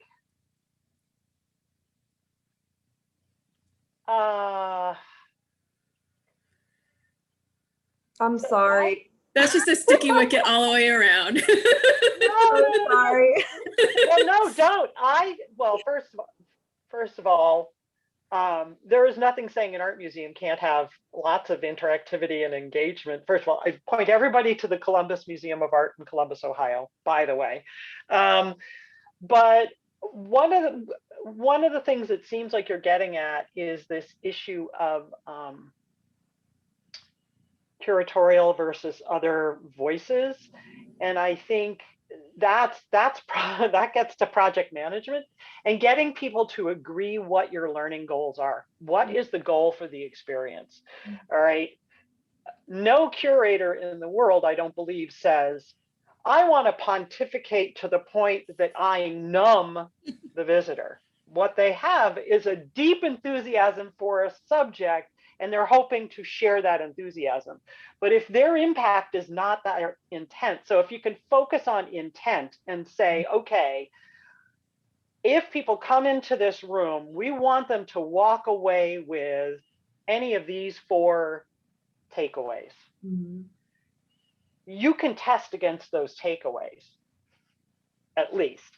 If you can get people, before you test it, before you get into these dumb debates about what the visitors are or are not going to do, because we're not the visitors. So it's just a huge, Paul Arcelli, the king of prototyping, always says, well, we can sit around in this meeting gas bagging, or we can get out on the floor and ask the visitors. So I think if you can get people to agree to what your outcome goals are and what that looks like, right? That looks like people having that oh yes, yeah, the Columbus Art Museum, one of the most interactive places on the earth. I could go on that separately, and if somebody wants to hear about it, I'll talk about it offline. But if you agree to your goals and you agree to what that looks like, you know, it's not going to be people saying, where's the bathroom? It's, you know, if you put out, I know somebody actually who had a funder who wanted historic maps of Boston. And this person convinced the funder to give them a little bit of money to do some prototyping of interactives, because all he wanted was maps and text. And they're like, just give us a little bit of money to try some interactives where kids would like find their home and find that their home was in the middle of the bay 300 years ago. And they videotaped that. There are a lot of issues around permission on videotaping. That's in my summary. But he showed that video to the funder. He brought in the toughest audience possible. He brought in middle school kids who barely looked at the pictures of the maps and the text, but were all over the interactives and held all this really rich discussion.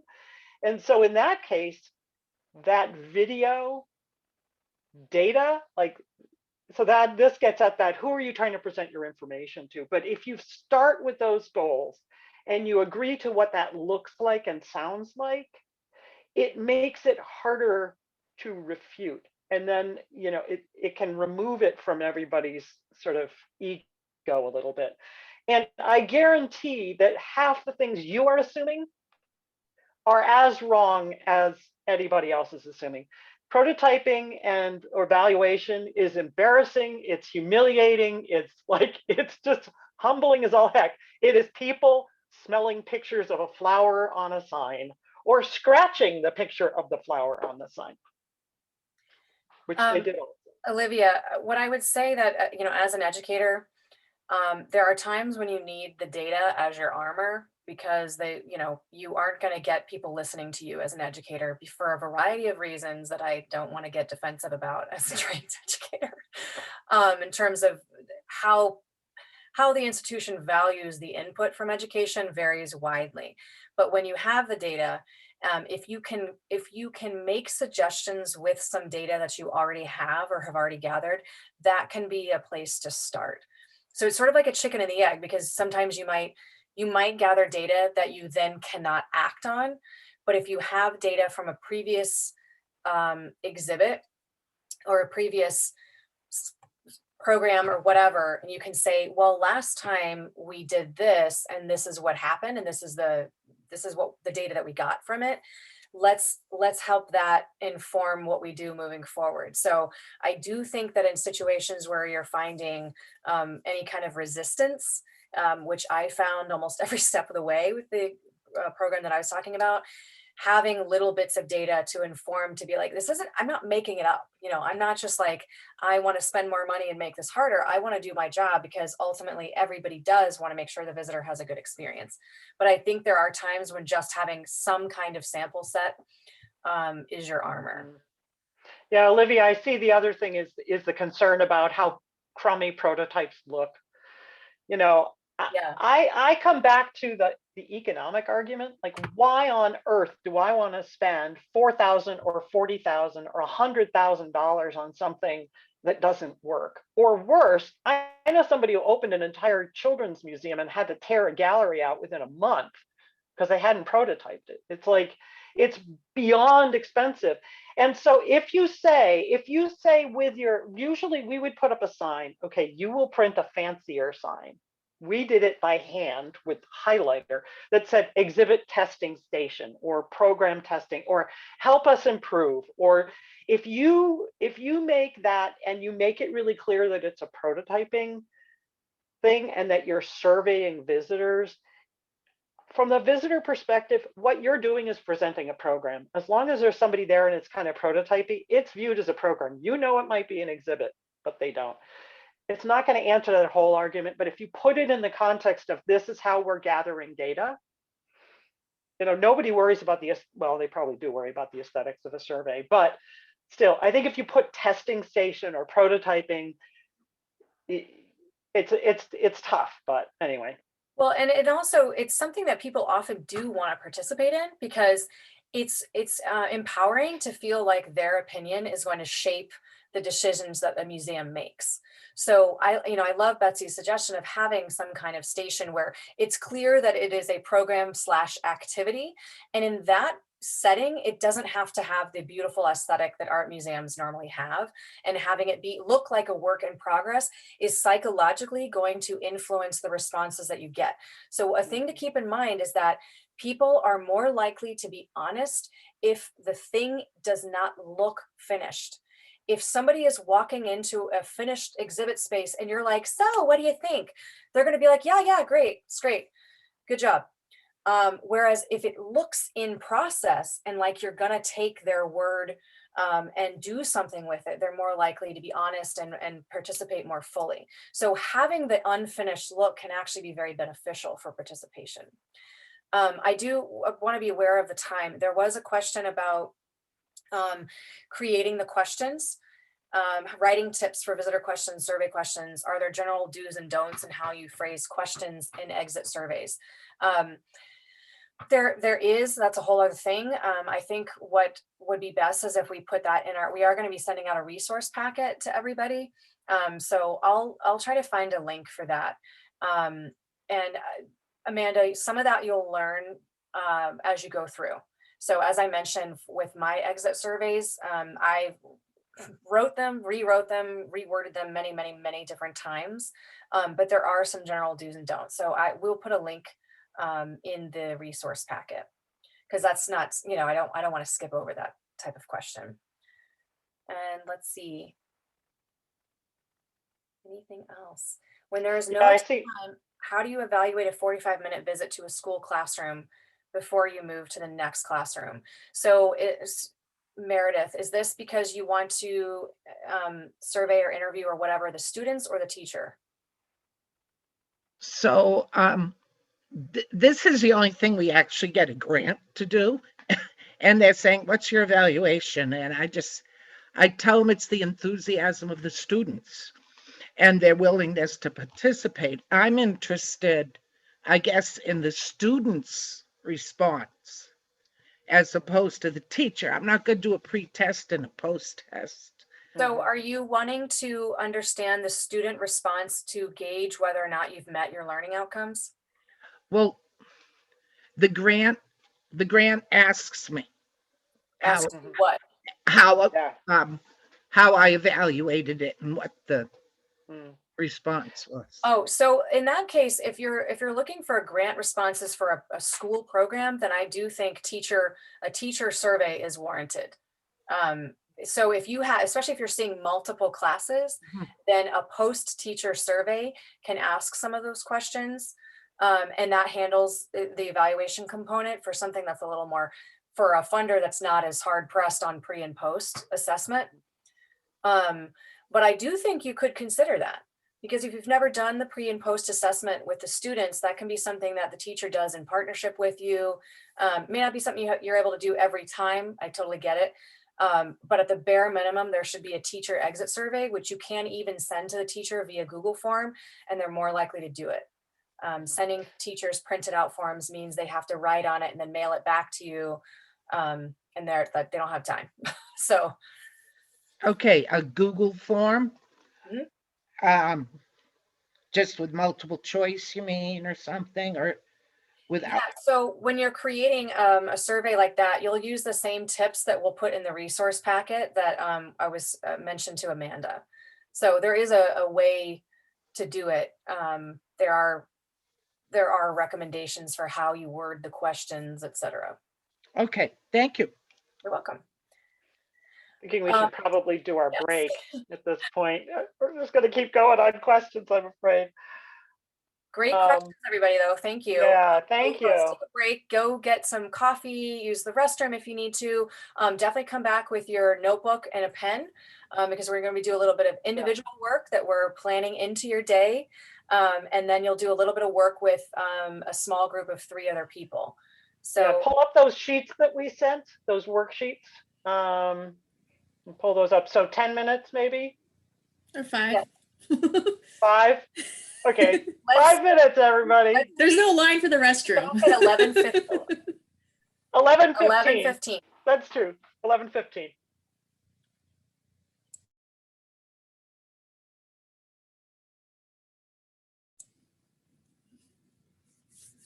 Give people a minute back.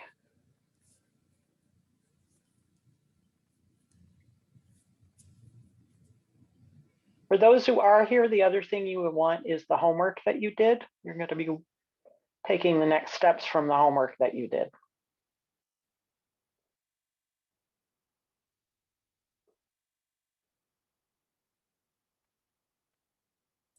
All right, I just noticed the Hillstead one has a little lamb as their icon.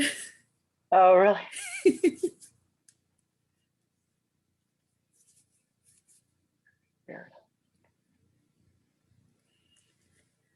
So Betsy, do you want to share your screen again? Yeah. I'll do that. Okay. Are you seeing people back? Yeah, some people had their cameras off during most, so I think we should. It's hard to know. Okay, cool. All right. I'm hoping everybody's back. As I mentioned, this is doing the next steps on your homework, so it would be helpful to have the homework sheet that you did. It will be helpful to have done the homework sheet. And then we've given you 3 options for working on a sheet, really depending on where you're feeling you are and where you're feeling the thing you want to evaluate is. We're going to give you, what did we say, Erin? Like 7 minutes to work individually, something like that. Yeah, I think 7. 7 individual minutes. And then we'll break you into small groups of like 4 people. We'd love to have you take a minute or 2 to do introductions, because we're getting so little time to network. This is your chance to do a little networking, but then mostly what we want you to do is use each other to go over where you're stuck, where are you having questions, and use each other as your sort of collective brainstorming thing. I think one of the Most difficult things about being in a small place is you're often a department of one or a fraction of a department of one, and you don't have thinking partners. So this is your chance to have some thinking partners. And then if as a whole group you're still stuck on stuff, you could bring that back to the sharing.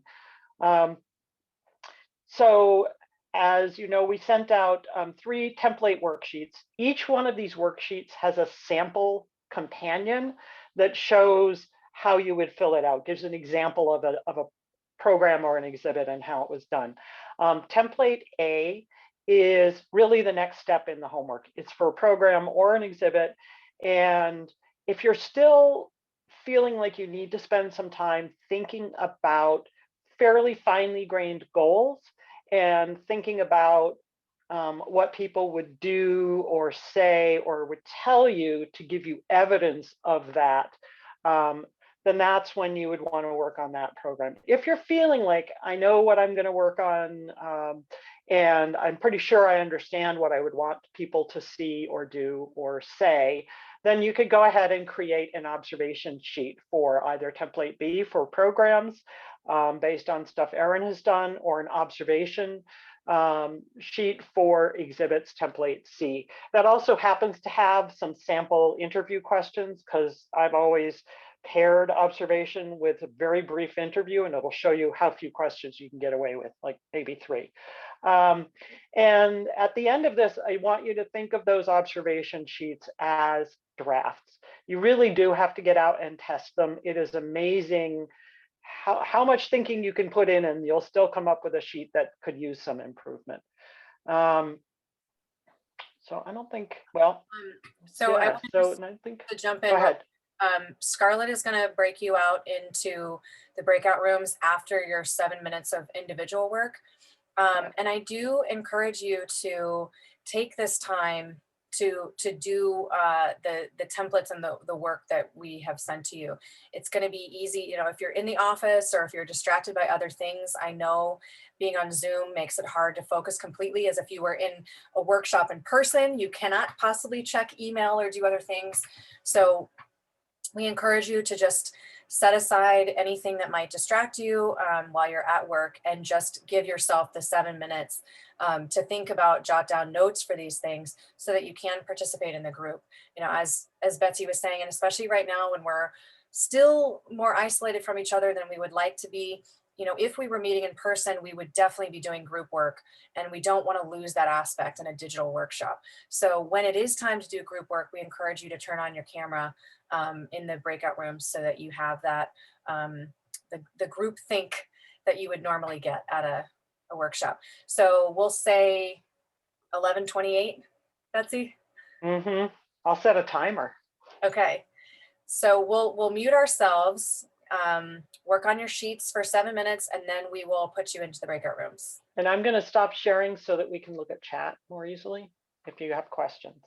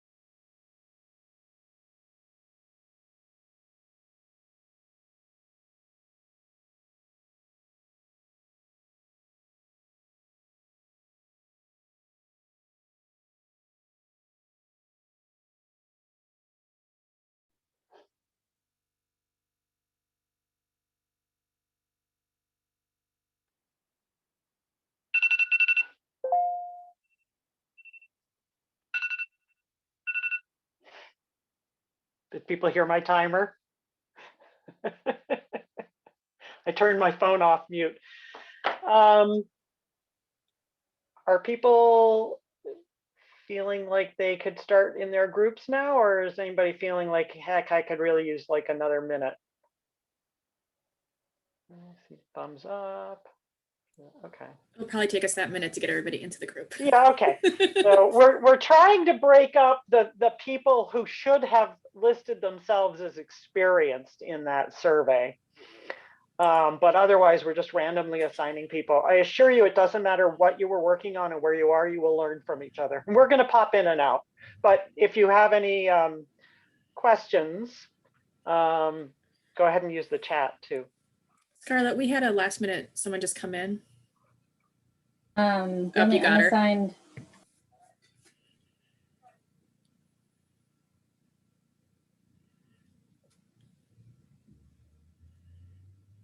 Session, I took lots of notes on it, and I still go back to that. So thank you. But we wanted it, we were trying to find it so we could possibly link to it in our resources.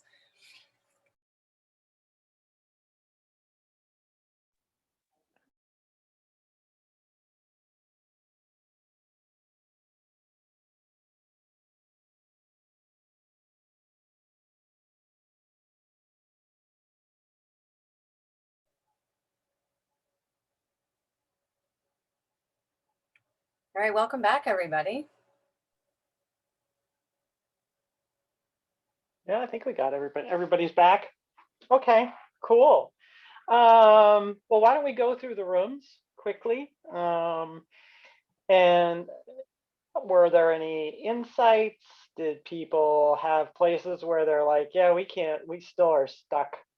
Any difficulties people had with working on stuff? So let's start with room 1. Anybody from room 1 want to unmute and tell us what questions, answers, theories? I don't know what room number I was. I think we were one, Rebecca. Yes.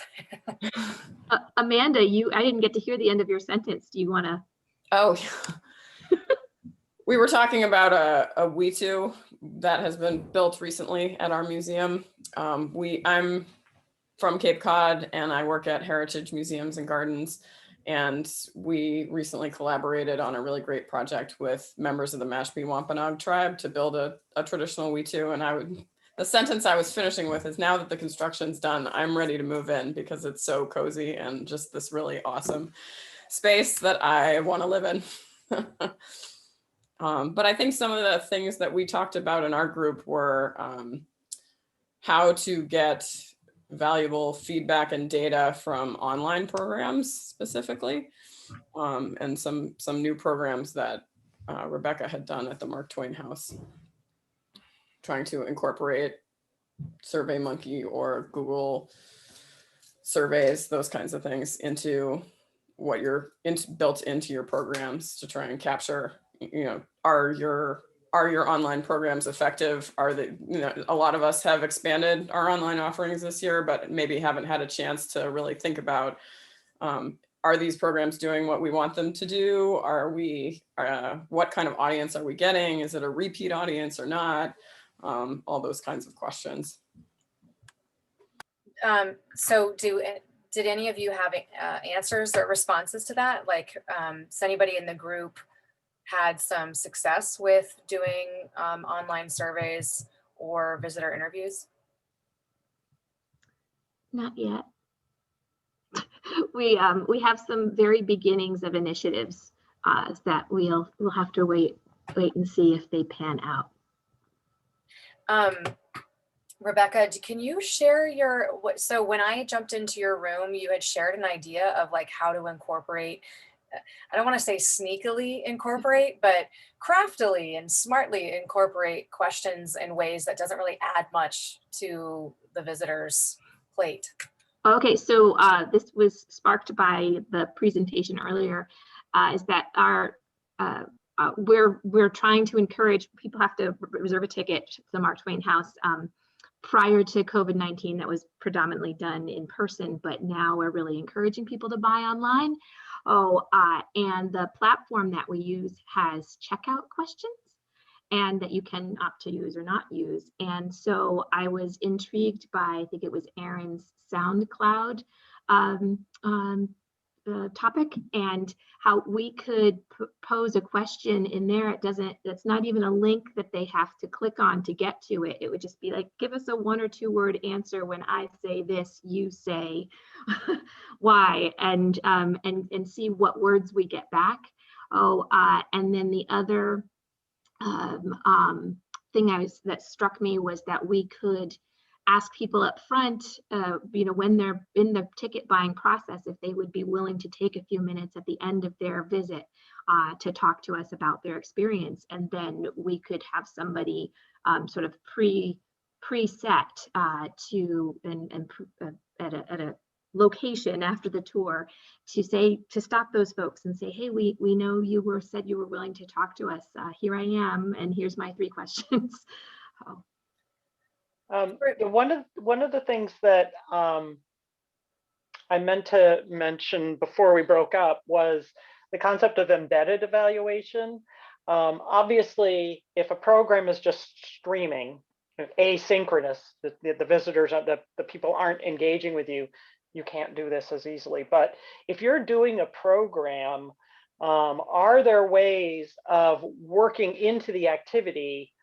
I've seen somebody do one. It was a chemistry presentation, and she had people use 1, 2, or 3 for what they're, hold up a finger to indicate what they thought might happen, and then she would do the demonstration and then ask people what they thought that demonstration told them had happened, so that you could imagine you place an intern or take a picture of you've got a pre and post embedded right in there. It's really common with maker activities. If, did people do the activity? Did they test the thing they were doing? Did they try and make it complex? So sometimes you can make that activity an evaluation in and of itself. So that's a way to, work it in right then and there without really, and then you're making it part of the experience too. So anything else from group 1? So actually, something that Rebecca said made me think of another question, and I'm wondering if the more experienced people in the group can chime in, and that is, if you are asking at the front end, like during ticket purchase, if the visitor would be willing to participate in a survey or in an interview at the end, is there any ethical considerations with providing an incentive? Like then you'll get a 10% discount in the gift shop, or anything like that. Is there any ethical problems with providing that? Because I was wondering if not only do you thank them for their time, but say if you can spare 10 to 15 minutes, we'll then provide you with X, either a free tour or a discount or something. The visitors count program, I think, does provide, like the visitors count program through ASLH has a, you can offer that. They have a way that you can offer like a small gift or something like that. I was peripheral to that because I was not working on that when it was at my last institution, but I know there is some part of that visitors count thing that's some kind of a little gift or incentive. So that might be someplace to look for how they set that up. Yeah, I think obviously it can skew your data, but it should get you broader data. And I saw that Olivia posted Look at Art, Get Paid, which is an amazing program where they're bringing in guest curators and they're paying people for their time and for their lived, what they bring to the museum. Where it gets into ethical stuff is with research. If you give an incentive that is so significant that it could be considered coercive. But for what we're doing, I wouldn't worry about that. And I can't afford to give a coercive level gift in anything I'm doing. Where you need to be especially careful, and we do provide some information about this human subject testing, is anybody that's considered a vulnerable population. So that's minors and kids in school. Obviously, people with intellectual or developmental disabilities can be considered a protected class. Prisoners can be considered or are considered a protected class. Then you have to be even more careful about it. Oh, and Lynn's saying, you know, focus groups. Yeah, very common focus groups to offer time. I mean, I absolutely don't see a big issue with it. I do think one thing to keep in mind though is it can be motivational for certain types of people. People who are more likely to participate in a survey or interview questions might fall into it. You might end up seeing trends. Like I'm getting the same type of people saying, yes, I'll give you 15 minutes at the end. So if you're seeing that, then you might have to think of a different approach. Does that make sense? So if you're seeing, we're mostly getting families saying yes, or we're mostly getting 50 something white couples, and that's all you're getting, then you need to, you know, change up the approach so that you're getting a variety. That can, but that sort of biasing of your samples is going to happen if you don't provide incentives, because what you're going to get is people who don't have a kid who's about to have a nap, and you know, Yeah. So you're biasing it a different way. But yeah, and I think that's just, it's really just to keep that in mind. You know, we mentioned that throughout in a variety of ways when you're doing the interviews, when you're selecting the interviews. So you just have to constantly make sure you're aware of your bias, aware of what type of people you're getting in the responses. And then, you know, as long as you're aware of it, then you can, you know, be proactive. All right, we should probably, I'm looking at the time, we should go to room 2. Some brave room tours. Anything to share? So I'm pretty sure we were room 2. Interesting, I already covered one of the things we talked about, which was interesting, was the idea of and a lot of conversation on how do you evaluate the effectiveness of school programs, and what are the different approaches to that, whether you're doing it through the teachers, whether there's a way to do it directly with the students, and how do you evaluate student learning, how do you deal with educational standards when it comes to evaluating student learning, and asking teachers to do evaluation with their students, and the idea was talked about how do you know, building in some kind of an activity into the school program that also functions as evaluation. So that was an interesting conversation to have around that. And yeah, I mean, just again, that, you know, and then talked also about how to evaluate digital, you know, virtual programming, and talking about whether it's effective to build in time at the end of the program so that people are doing it right then and there rather than follow-up email with a link, and which is more effective and which is whether that's what you're going to accomplish. And then also talked a little bit about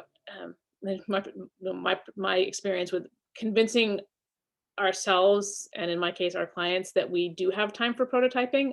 You know, throughout my institutional career as doing exhibits, we had ourselves convinced that we just simply didn't have the time for prototyping. It was on too tight a schedule. We didn't have the resources. You know, we always talked ourselves out of doing prototyping. And I think that Lynn's point is good, is that you tend to do that because prototyping tends to tell you how wrong you are really quickly.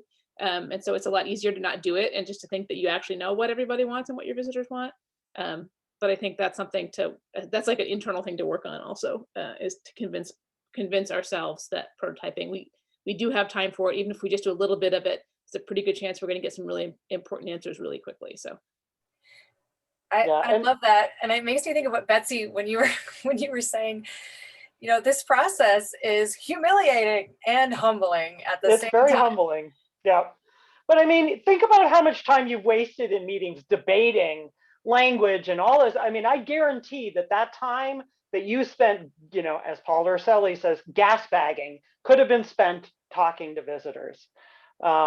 It takes the ego out of it because it deflates everybody. We're all going to feel dumb at some point. So, I mean, you ask people for information you can't get any other way. And what do people care about? They are the only ones who can tell you that.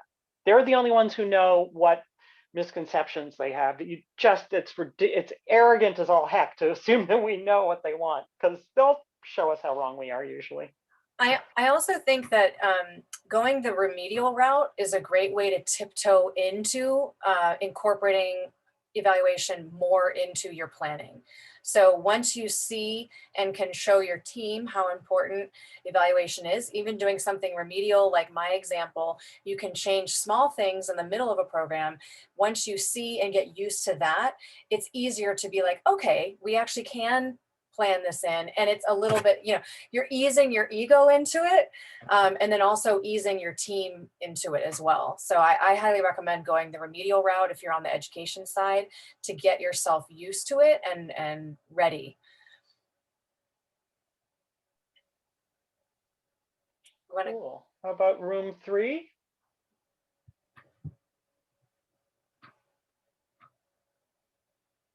Room 3, is this the one, Jan, you were in, Jan? I don't know. It was the one I was in, but I was hoping somebody else would present because we didn't actually get to mine, and Okay. we did a lot on programming. And Amy had some really good project at the Museum of the Russian Icon. Yeah, I can jump in for group 3. So we kind of workshopped 2 different scenarios. So one is an exhibition that has been in development for many years, and the exhibition has very specific goals that were established by the staff and by consulting scholars. But at no point was the public ever consulted on this. So no visitor input, no member input, that type of thing. So really understanding, are we even going to be able to achieve our goals? And at this point where we're so far into development, but luckily the exhibit doesn't go on view for another year and a half, what can we do at this point to really get that visitor feedback that we so critically need? And there was some really great ideas around, sort of a response wall, what do visitors associate with this particular topic, generating one of the word clouds, just to kind of help us to continue shaping the exhibit. And then Kelsey, I don't know if you want to jump in for your part, but we discussed a longstanding program that's curriculum based and but doesn't have a lot of evaluation built in. And so we tried to brainstorm some around sort of pre-visit activities and post-visit to really help kickstart that evaluation process. Yeah, and I'll just add also, like, of all of the random breakout rooms we put into, I got put into it with Jan, who is a wealth of knowledge in this area and was definitely able to not only provide some great insight, but also some great contact information for my specific kind of site, which is a legislative site. So that was awesome. Thanks.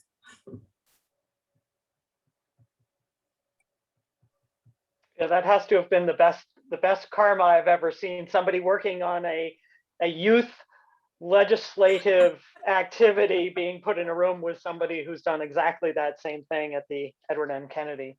Let's see, group 4.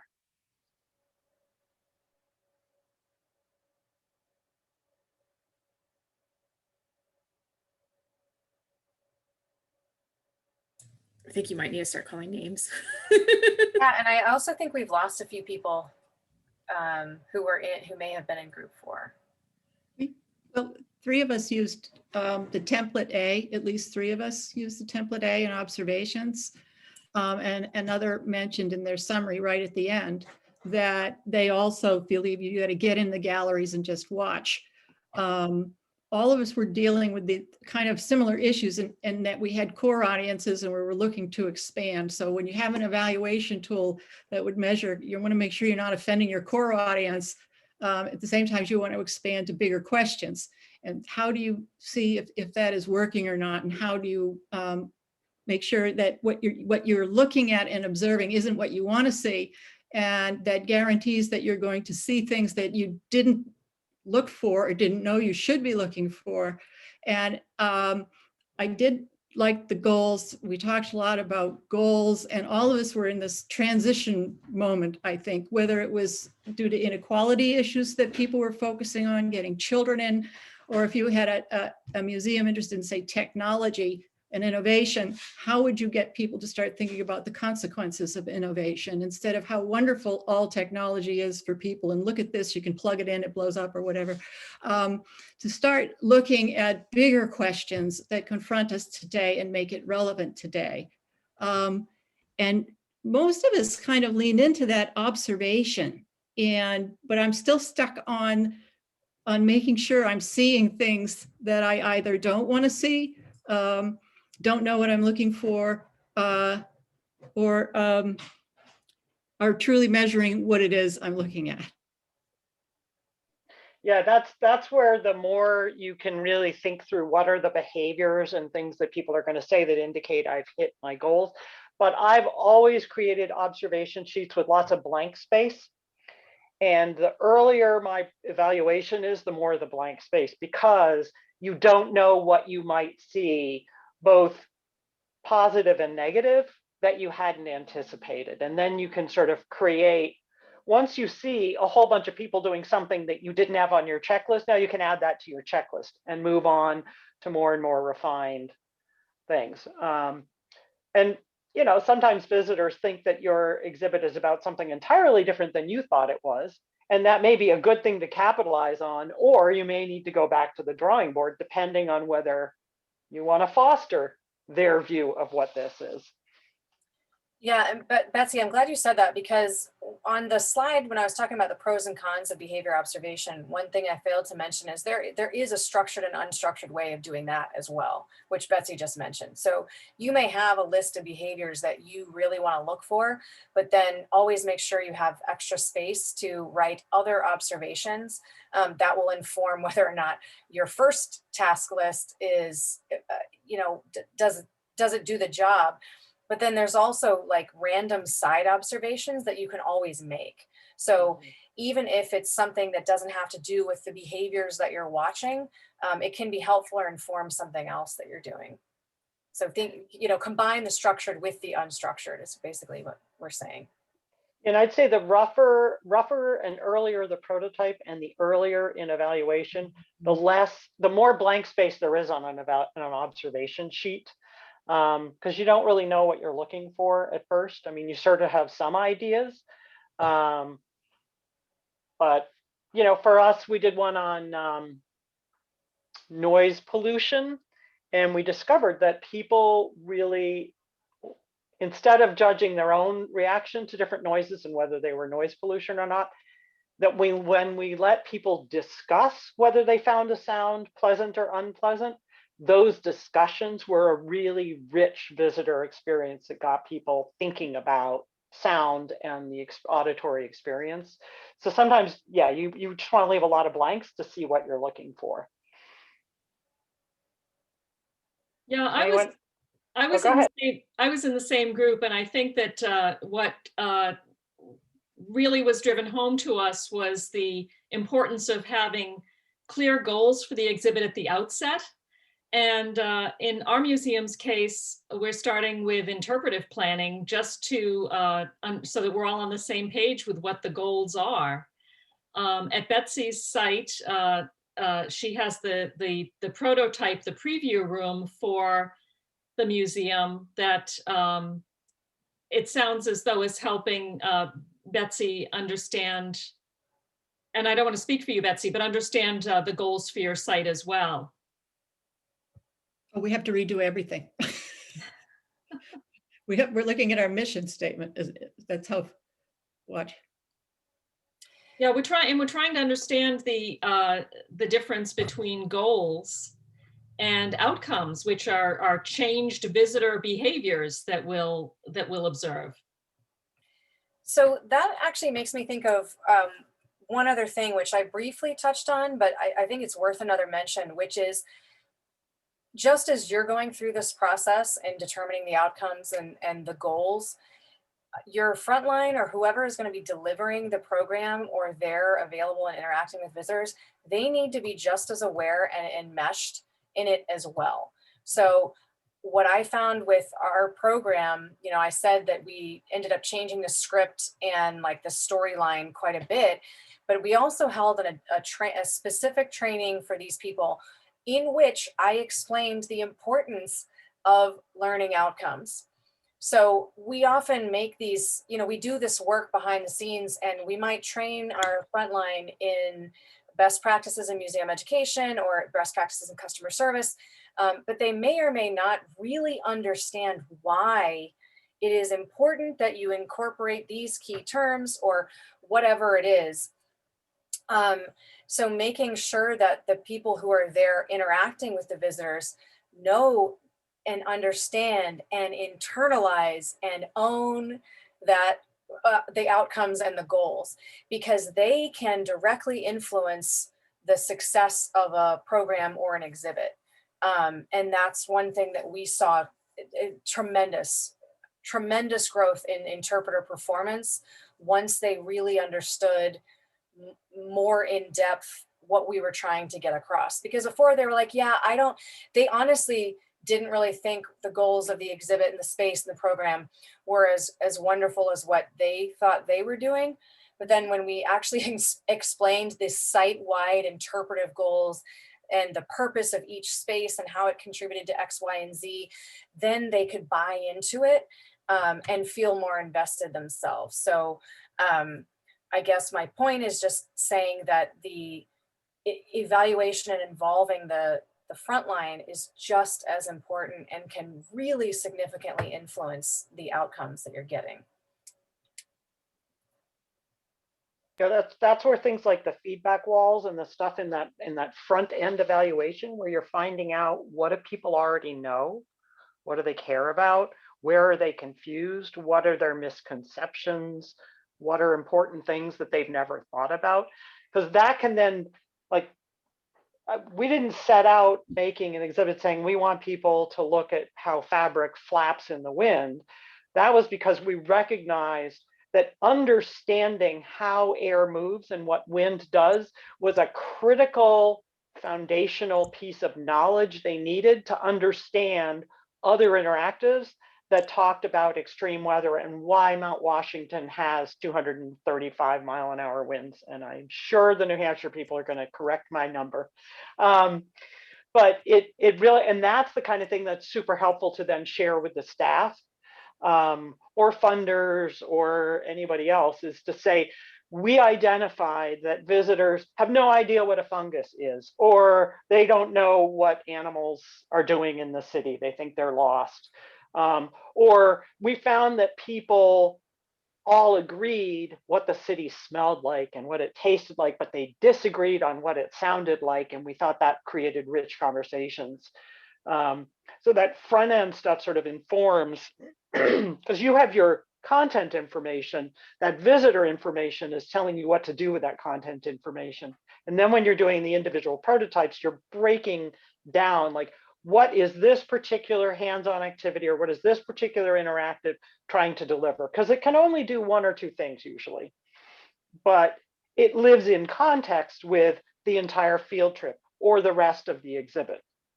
And so, if there's some concept, we had some concepts that were so critical that we'd create 2 or 3 different interactives or 2 or 3 different levels of difficulty with the interactives, because we needed everybody to get it. So. Questions, other questions? We're down to like a half a minute. I think maybe I screen share. Any other burning questions? Probably not. Okay. Then I'm going to share our, I think, oh, it didn't do it. Is it sharing? No, it's not. No, it is. Just but not the full it's screen. not sharing the right one. Let's see. Desktop 1. Are you seeing the slides? Yeah, you just need to go to present. Oh, present. Okay, interesting. It's not showing me that at all. Oh, sugar. Well, that stinks. I think you need to go to the end of your presentation. I need to go to the end of my presentation. All right, there we go. So I guess, Heather, you will follow up with an evaluation form. We have 2 information sheets that I think, Erin, you're going to put them together into one PDF, which is both those tips and tricks that we mentioned that I drafted. And then we've compiled a list of resources that you may want to look into, articles, webinars, books, things like that. I'm going to add information about the Association of Science and Technology Centers research and evaluation, because that's where I've seen the most active conversations about evaluating digital programming. So that will come out to you soon. I also, Scarlett, if you wouldn't mind, we will include this in the resource thing, but the most recent issue of New England Museums Now is all on evaluation. So if Scarlett can drop that in, it's also in every email that Nima has been sending out.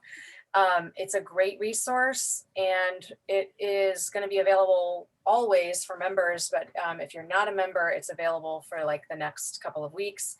So take a look at that. And the other thing is I encourage you to get involved with AAM's CARE committee. It's, oh man, something audience. Committee and audience Committee research and evaluation, yes. or something like that? Yes, and they do regular programs and they're excellent. So look into that if you're an AAM member, or even if you're not. You can become a single, like an individual AAM member, and those are really helpful. And we're going to link to a couple of their webinars as well. Yeah, cool. Thank you, everybody. Yes, thank you for spending your Monday morning with us. Thank you, Betsy and Aaron. Just to follow up, I will be sending out all of this information along with the link to the survey, because we always like to evaluate ourselves. Scarlett also put the link into the chat if you want to click on that as well, and do it right now while you're thinking about it. And I will be sending the information sheets, the link to that, and also the link to the recording. And just also a reminder, we do have a call for proposals for our virtual conference, which are June 11th is the deadline on that one. Yep, definitely check out the NEMA website. Tons of information on that. And I want to thank everybody for attending today, and I hope to see you at a future program. Thanks, you guys. Bye.